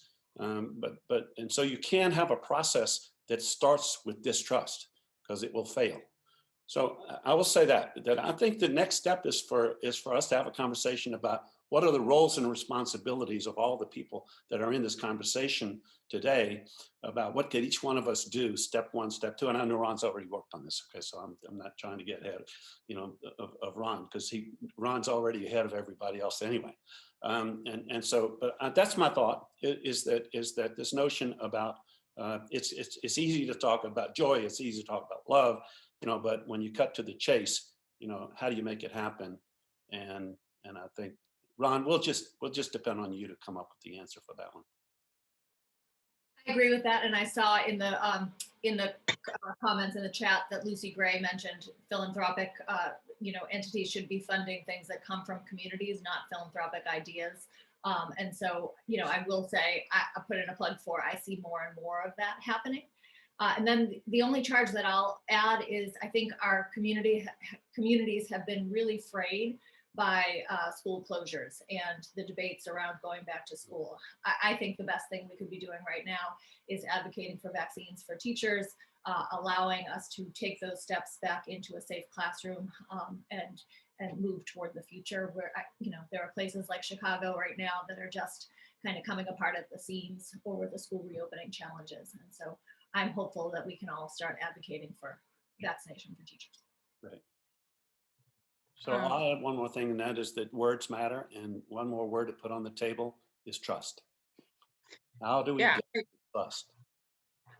I really want to piggyback off of the trust concept, just because I think a lot of times in my experience, and what I would leave with is that when I go into a school, whether it's pro bono work, whether I've been commissioned to do it, there's this issue of trust, and then there's a hesitance and a sort of skepticism, because if I start even pulling up a carpet to replace it, maybe even for free, sometimes school officials are like, please don't do that. We have other issues. This is going to eat into a budget that you don't even know about.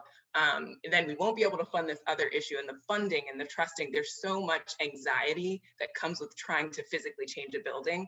And so the trust to understand and the emotional intelligence to really understand all of those implications are sometimes really all that matters in my experience, meaning like I can probably respond to changing out a carpet. I can respond to remediation. But if the person I'm working with doesn't believe that they can trust me to accomplish that and actually get it done without ruining a whole other area of their school or their budget, it turns into something where it's not a conducive relationship, but then it turns into also a policy intersection where if there are policies in place that say we accept a certain amount of I don't know, asbestos underneath this old terrible carpet that you're trying to move around, so don't move it because policy says this is fine, then we have to start questioning, all right, why are we trusting that policy? This is not an acceptable amount of asbestos. That's not okay. It's not okay to just cover things up. It's not okay to have a certain amount of lead in the water. So then we can start bagging up water fountains and things like that. To me, that is where the trust really comes into it, for me to say, hey, I need to go beyond what the policy says. I need my practice to actually follow a little bit more than just regulation. We have to start thinking about behavior and actual inequity in access to resources, or just toxic environments that are actually backtracking to remove, access to just healthy environments. So I think the trust aspect is just so important, because some of that really gets lost. It's like, I'm in a building where it's cold in here, it's dark in here. There's so many things where I wouldn't lead with anything but trust to understand that I know that these environments are not safe and they're not conducive to learning. Move with me, along with me. I'm going to be by your side the entire time. That's how we're going to get into better spaces and better behaviors. And I just want to encourage everybody to, when you get finished off of this, please Google Martin Luther King's beloved community, because that's he knows how to tell us how to do that. Josh, Stephanie, any closing remarks? I know Ron is trying to jump in, but I think on my side, completely agree. And thanks Imani so much for like just echoing that piece about trust. And I think on my side, it really is. And I think Lucy had a question in the chat about this. How do you build it into the process? And it's all about relationships and it's all about the context. And that takes time. And I think that's the challenge, right? That so many of these issues we need to solve urgently. But in order to develop that trust, in order to know that my direction of taking that carpet up is for the right reason, you have to be able to trust me and build that trust over time. And so I think I just urge people after this call to continue the conversation, to connect with people, both the panelists, both the people in the chat. I know from our side, it's just been really great to be around such an amazing group of thought leaders. And so continue this conversation because it's so important and it's not going to go away anytime soon. Yeah, and I just have one quick, really tactical recommendation is just to find one person whose comments in the chat or who shared something verbally that you found really resonated with the work you're doing and follow up with them afterwards. Send them an email for a 30-minute conversation. Ashley, you were self-sacrificing by not offering any of your wonderful ideas in this conversation and being a great facilitator. But we thank you all and we'll look forward to our continued work together in the months ahead. So our last panel is looking at the issue of the intersection of technology and environment. Well, more precisely, the intersection of learning technology and environment. And just going into it, I have two questions that I hope they'll deal with. One is, how do we create a more fulsome interaction between technology experts, educators, and designers to enrich the classroom experience, the learning space? But the second question really has to do with the larger neighborhood that surrounds. As I mentioned in my opening comments, how do we connect the neighborhood virtually in ways that we all understand needs to happen? So to take us down this conversation, we have an extraordinary group. Amy Yurko, an architect, founder, and president of Brain Spaces, is going to be our moderator. Ashley Arhart, a principal program manager, ethics and society at Microsoft. Satya Basu, architect, digital innovation strategist, associate, Perkins and Will Architects. Richard Coletta, CEO, the International Society for Technology in Education, and Dan Foreman, Director of Professional Learning and Training, Digital Promise. Ladies and gentlemen, take us on a journey. We look forward to your comments. Well, it's an interesting element to be last in this session because so many amazing ideas have been presented. And I know we're a little tight on time, so I'm going to jump right in. Again, Amy Yurko, thank you so much to Ron for allowing me to be part of this. But I want to start with saying, you know, we have to acknowledge the pandemic as Ted did in the beginning.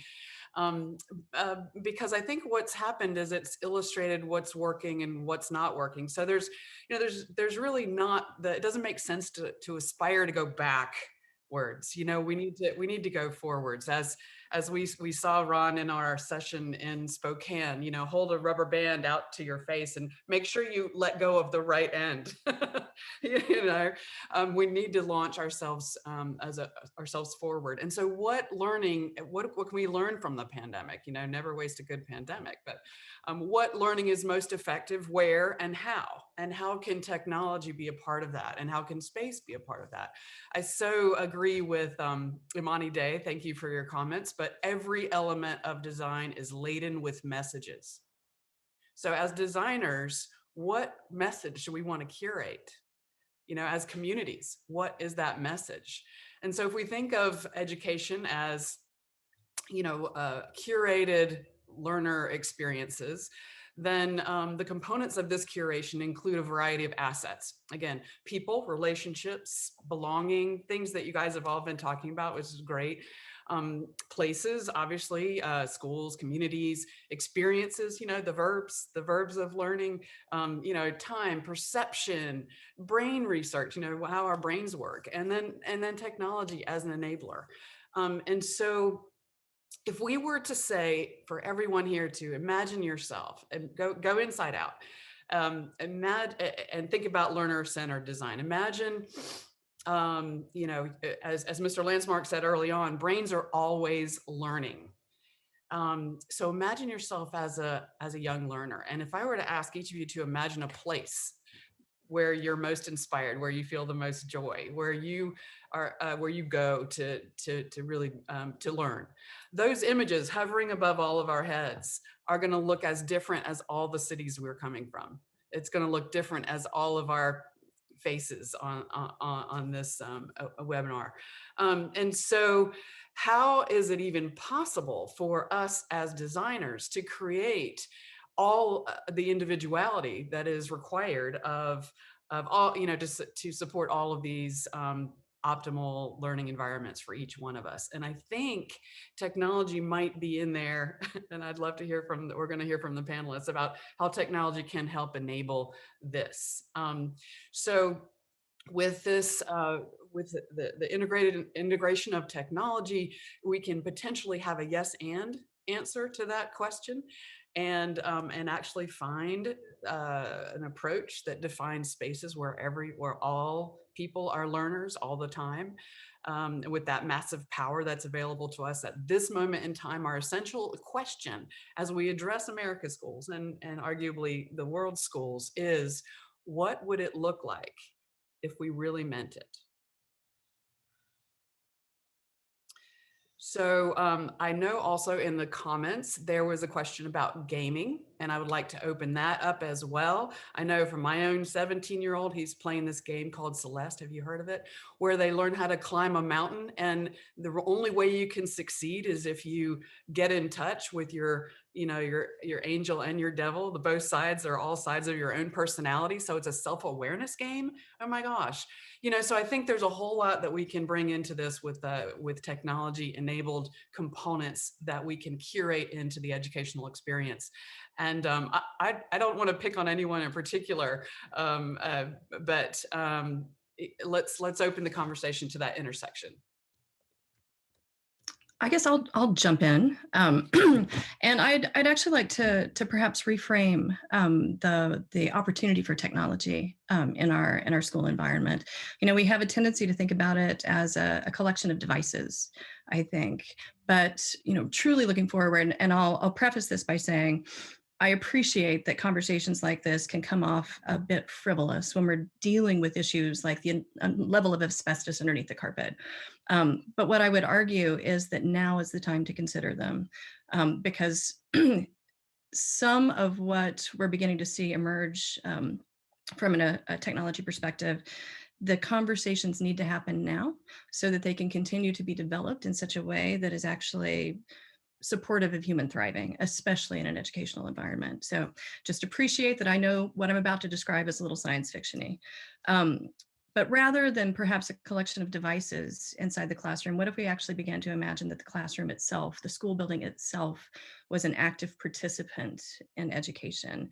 The school is not a place that we go, but it's actually a platform to support the experience that we hope to create. And it's obviously a very complicated, very nuanced experience. And just a couple of examples to kind of clarify that a little bit. Imagine a classroom that could actually help support a teacher to understand which students may or may not be tracking and falling behind, being able to really calibrate that perfect seat in the room to ensure that that individual is benefiting from what's being offered in that classroom. Imagine a room that was aware of optimal lighting conditions for test taking, or perhaps even capable of understanding and optimizing ambient conditions for neurodiverse learners. I would challenge that we have a remarkable opportunity to actually reconceive the physical plant, to not think of technology just as a utility, which someone mentioned earlier, if you're going to argue that point now, shame on you. But I actually think that there's even greater opportunity to think of it as actually a collaboration partner in many ways. Now, there are both promises and peril inherent with that sort of stuff. And as we begin to think about technology as playing a more active role in either creating safe and healthy environments, or again, enhancing not just housing, educational activities, there is something else that we need to be actively chasing, which definitely goes to the heart of equity, not just creating equity of experience, but equity of technological capacity. One of the active conversations that's going on in big tech these days is first and foremost how to create a more equitable experience as a profession, but also appreciating that there are tools and there are weapons, and sometimes the distinction between the two isn't something that we're appropriately thoughtful about as we begin to create them. So many of the experiences I'm talking about require the delivery of personal data and the collection of personal data. Who gets to decide what happens with that data? Who's being thoughtful about the stewardship of that data? So in addition to just enhancing the nature of the experiences, it comes with great power comes with great power comes great responsibility.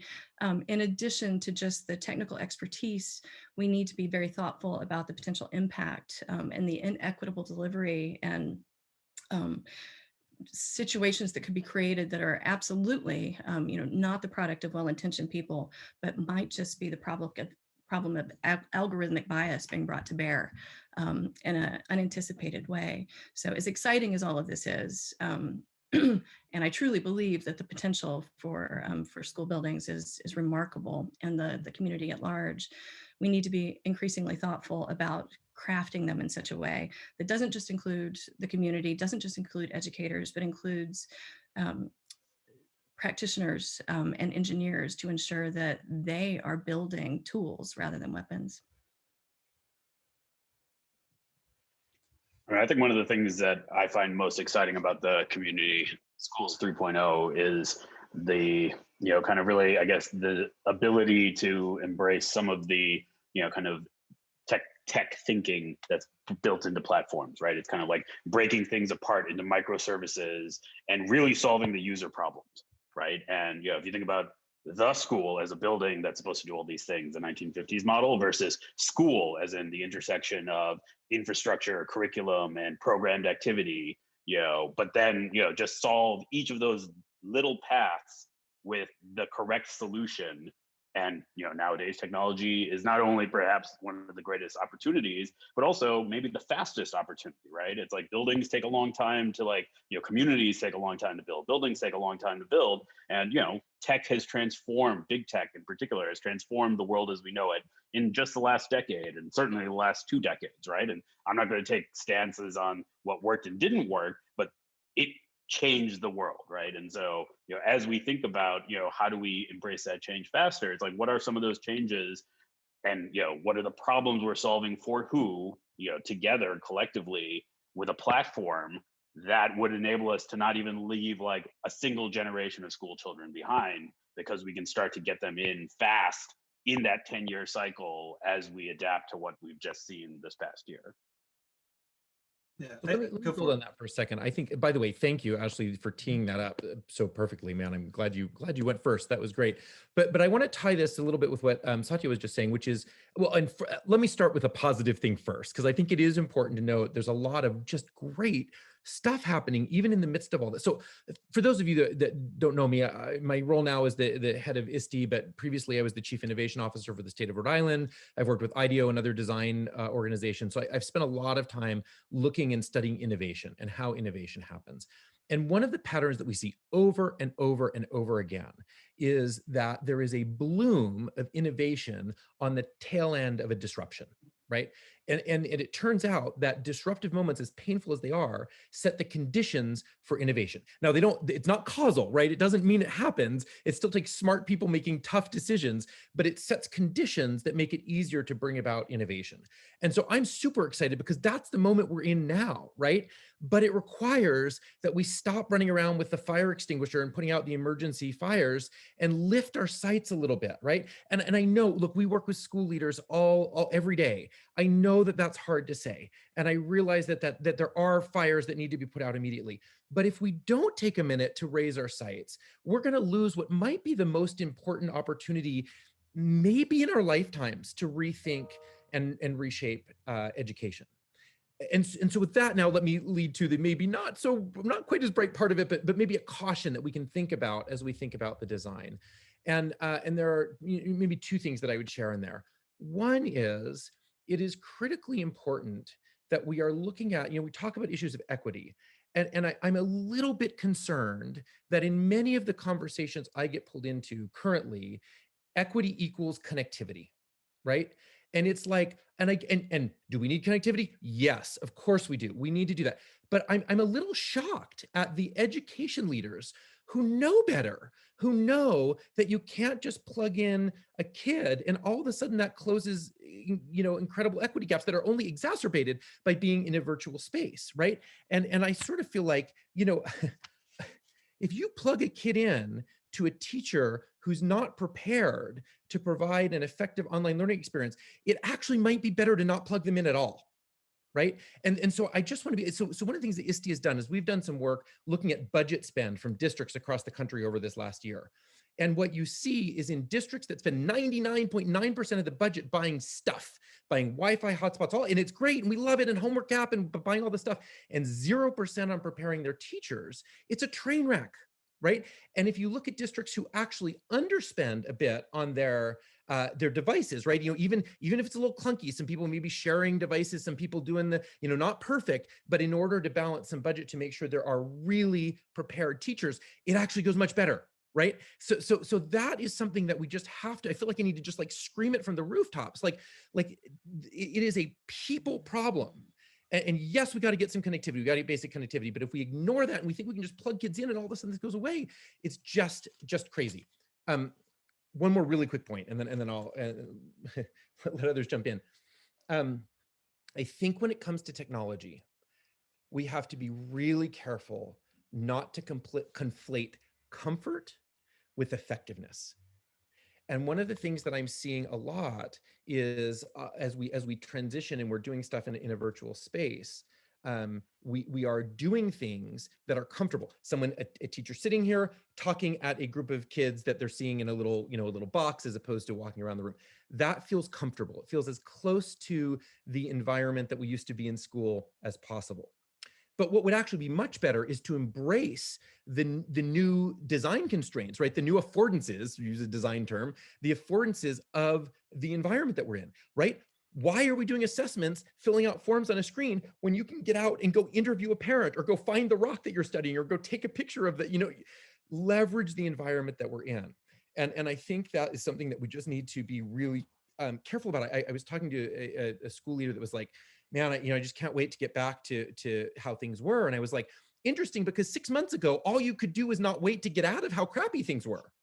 And so let's make sure we use this moment that has so brilliantly exposed all of our weak muscles, right? If you're like me and you've ever gone running and not cross-trained and you're like, wow, I didn't realize my knees were so weak, right?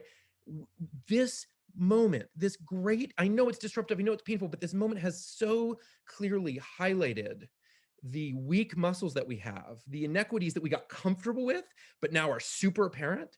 And it's just a perfect, rich opportunity to do something about them if we can remember that technology is directly, the effectiveness of technology is directly related to how prepared the educators are that we are putting it in the hands of. I couldn't agree more, Richard. Like, that's directly in line with what I do with Digital Promise and my work with schools across the country. We're managing hundreds of schools that all have no instructional technology infrastructure, like nothing. I go to technology deserts and overlay the entire ecosystem, and everybody gets super excited about all of this stuff that's coming to them. Like, oh, all of our kids are going to learn. Everybody's going to have a device. We also provide the internet connection. And I explained to them, like, yeah, that's not what our program is. Our program is professional learning. The stuff is just a nice to have that comes with it. It's just the medium. It's a super flashy pencil.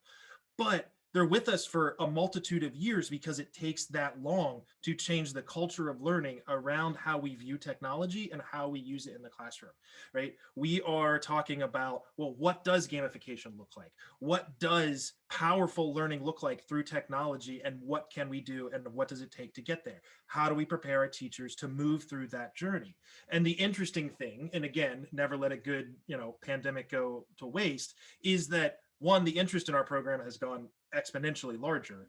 Two, all of the individual teachers are now extremely interested in what we have to do. So even our most, diligent naysayers are now saying, we would have been completely sunk without you. And we absolutely are glad that you are here, because we are just talking about pedagogy. We're just talking about what this looks like. And I also appreciate Ashley's comments about really setting this up, about where we need to go and what we need to be thinking about, and getting schools to also be thinking in that direction. Because we go into schools that look like all of those schools from the 1950s, and we're still focused on managing the student body as opposed to managing the student mind and pushing them in that direction, and really kind of cracking this open and moving them in that direction, right? Can we start talking about, well, what do you need to do to be successful? What do you need to know? What are those skills that you need to have to be successful within your community and this larger society? And is the community then helpful within that, right? Like, if we think about how we've gotten here in terms of education, the number one goal has been to remove the student from the community and send them to this really nice school over here. Why? Well, there's a lot of equity issues. There's a lot of other issues that are around that. But now, through technology, what we have proven, and what we've many of us have known for the past number of years, is this is the baseline. This is where everything is going. How do we do it correctly? And what does that look like? And we have to constantly be asking ourselves that question. And I think that's one of the things that we're doing in my program constantly, is with our students that are at the lowest end of socioeconomic status, what does this look like, and how can we make sure that we are providing an equitable learning environment for them?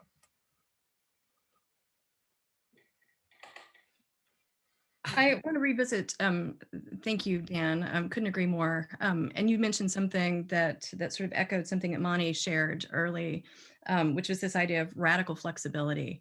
And I would challenge this group, and specifically architects in the group, if we find ourselves reflecting back on how we are saddled with these buildings of the 1960s, we haven't leveraged this moment appropriately. Part and parcel, I think, of the creation of both the physical spaces and the systems that we reimagine as part of this exercise need to be fundamentally flexible and able to, frankly, evolve at the speed of both human need as well as technology.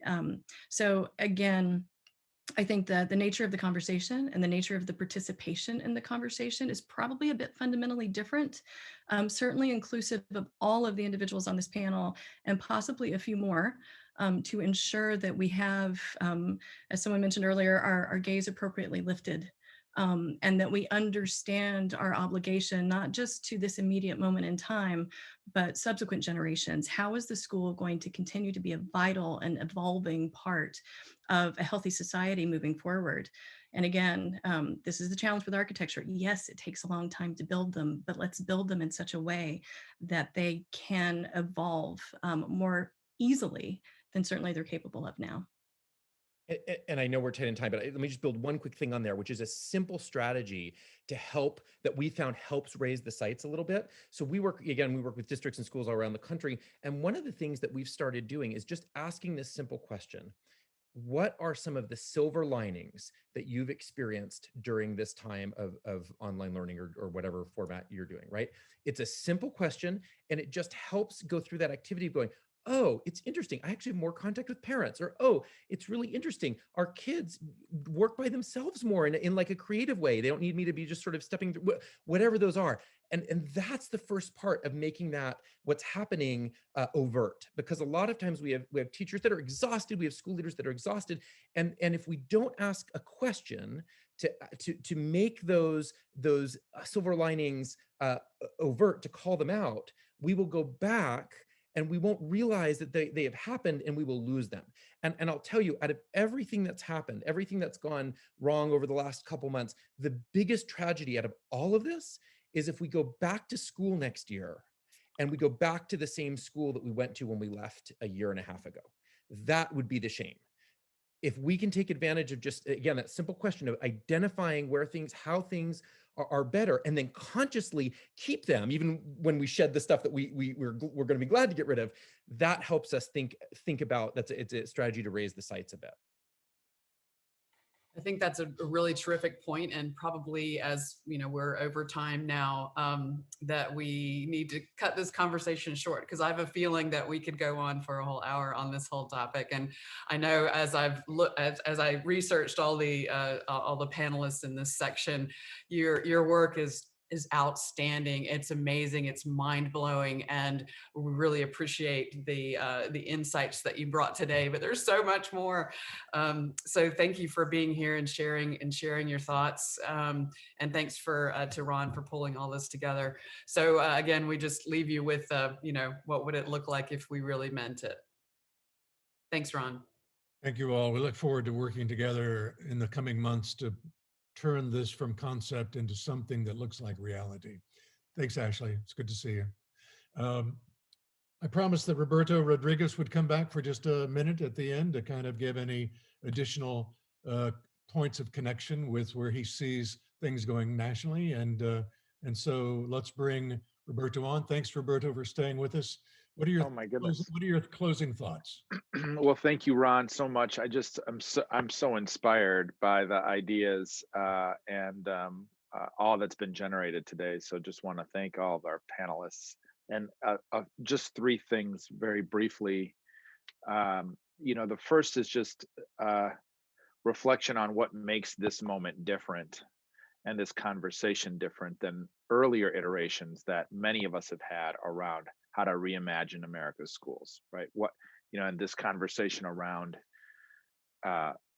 community schools 3.0 as a frame, Ron, that you offered. I think that what makes this different is the imperative for integration, for thinking about how we think about pedagogy and new pedagogies in teaching and learning, how we think about new designs, architecture and physical space, the use of technology, the attention to active learning, the importance of centering around student agency, the idea of actively engaging our communities, not as afterthoughts, but as agents early in the design.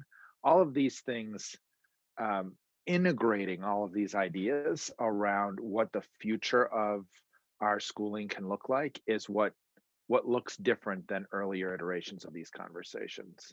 But I think getting there is going to require us to disrupt how we've done this in the past, because in education, we are all really comfortable in our silos. We're really comfortable in areas where we are trying to solve problems related to our particular piece of the puzzle. And we're also comfortable with fierce debates and dichotomies in education. And we have, I think what I would call us forward to do is just welcome this frame of community schools 3.0 as an invitation to work more actively together toward this end. And it's going to require us not to shut more folks out, but rather to think about how do we engage community and, as Amani mentioned, build trust in new ways. So I think our work and our collective charge together in the work is, as my good friend Kumar often says, one of the grand challenges. I also just am left with the idea for needing to create a more explicit roadmap, playbook, and set of tools that can meet our local and state leaders where they are to move this forward in the here and now. And so many folks on this, on today's call have led this effort. I think of Greg's fantastic leadership with Remake Learning years ago that spurred and sparked that movement, the community schools playbook that LPI produced, and so many other ideas. I think there's an opportunity to really meet our communities where they are and not show them what they can't do, but show them what's possible. And that's the big, that's the big opportunity here. And for our philanthropic friends to step up alongside our superintendents and mayors and school board members and others to do that. There are two key things in front of us right now from a national perspective. One is just the recovery from this COVID pandemic, and the necessity that we not return, and so many have said this today, not return to what we looked like before COVID, but seize the moment for a more generative opportunity to reimagine our schools. That, for instance, we have tens of billions of dollars in this COVID package that can be spent on school construction and modernization. We have a tremendous need. I know Mary and Kevin and our friends from the Basic Coalition are here on the call. How do we make use of this moment as an opportunity, and these dollars as an opportunity to really advance this charge? How do we think about President Biden's call for $170 billion of additional resources as an opportunity to advance this charge in the here and now? Governors are commanding $4 billion right now at a discretionary level across all 50 states. How do we think about connecting up with state level leaders in the here and now to begin with a down payment on this vision? And then the final thing is that in a matter of weeks, we will see a roadmap from this administration for new federal investments in education with President Biden's first budget. Those investments will give us a sense of where we can connect this agenda. The investment that this group can bring is in its ideas, in the power of public, private, and philanthropic partnerships, and in really setting a table with policymakers in Washington, D.C. for a new national conversation around what this could be. So I would really just encourage us all to be thinking about how can we invest our time and our ideas to meet some of the bold moments around policy and federal investment to move the charge forward. I'll turn it back to you, Ron. Thank you. Thank you. Well, thanks again for staying with us through the program, and especially for those parting comments. Those were all quite relevant. I'm going to close things down now. I want to put what we're doing in context. There are a lot of professionals who have been spending all of their time over the last decades thinking about how we improve schools, the role of the community school. There are examples, excellent examples in communities across the country of schools and community schools that exist today. So we don't come into this conversation assuming that we are bringing a new brilliant point of view. Our role, though, is ultimately that when it comes time to think about infrastructure, we don't want to build the wrong space. That can undermine our ability to be successful. So our job is to become a part of a larger team, and our role is to take the lead when it comes time to thinking about how do we build the right kind of environment for that educational program? How do we incorporate the views of the community in an authentic way in thinking about how we blur that line between the school and the community? How do we protect teachers and educators to do what they need to be doing by bringing other people into the conversation that can help share the load and share the burden and share the opportunity? So we're going to be working as a part of a national movement. We believe it's essential because the funds that will be invested are not insignificant. They're meaningful, and they will last for generations. Whatever we do in 2021 and 2022, 2023 will still be standing in 2070. So folks, we want to make sure these investments are made wisely. One last thing, we know that educators, mayors, governors, the administration, the Biden administration, are working diligently and tirelessly to figure out how we reopen schools today. Our conversations today have been about elevating our gaze and looking beyond. In no way do we diminish the importance of what's going on today. But when the time comes that educators and mayors and others begin thinking about the future, we want to be there. And we want to have ideas and suggestions and roadmaps and blueprints to help them make decisions that lean into the future rather than fall back to the past. Thank you all, and everyone stay well. And thanks for being a part of this. Bye-bye.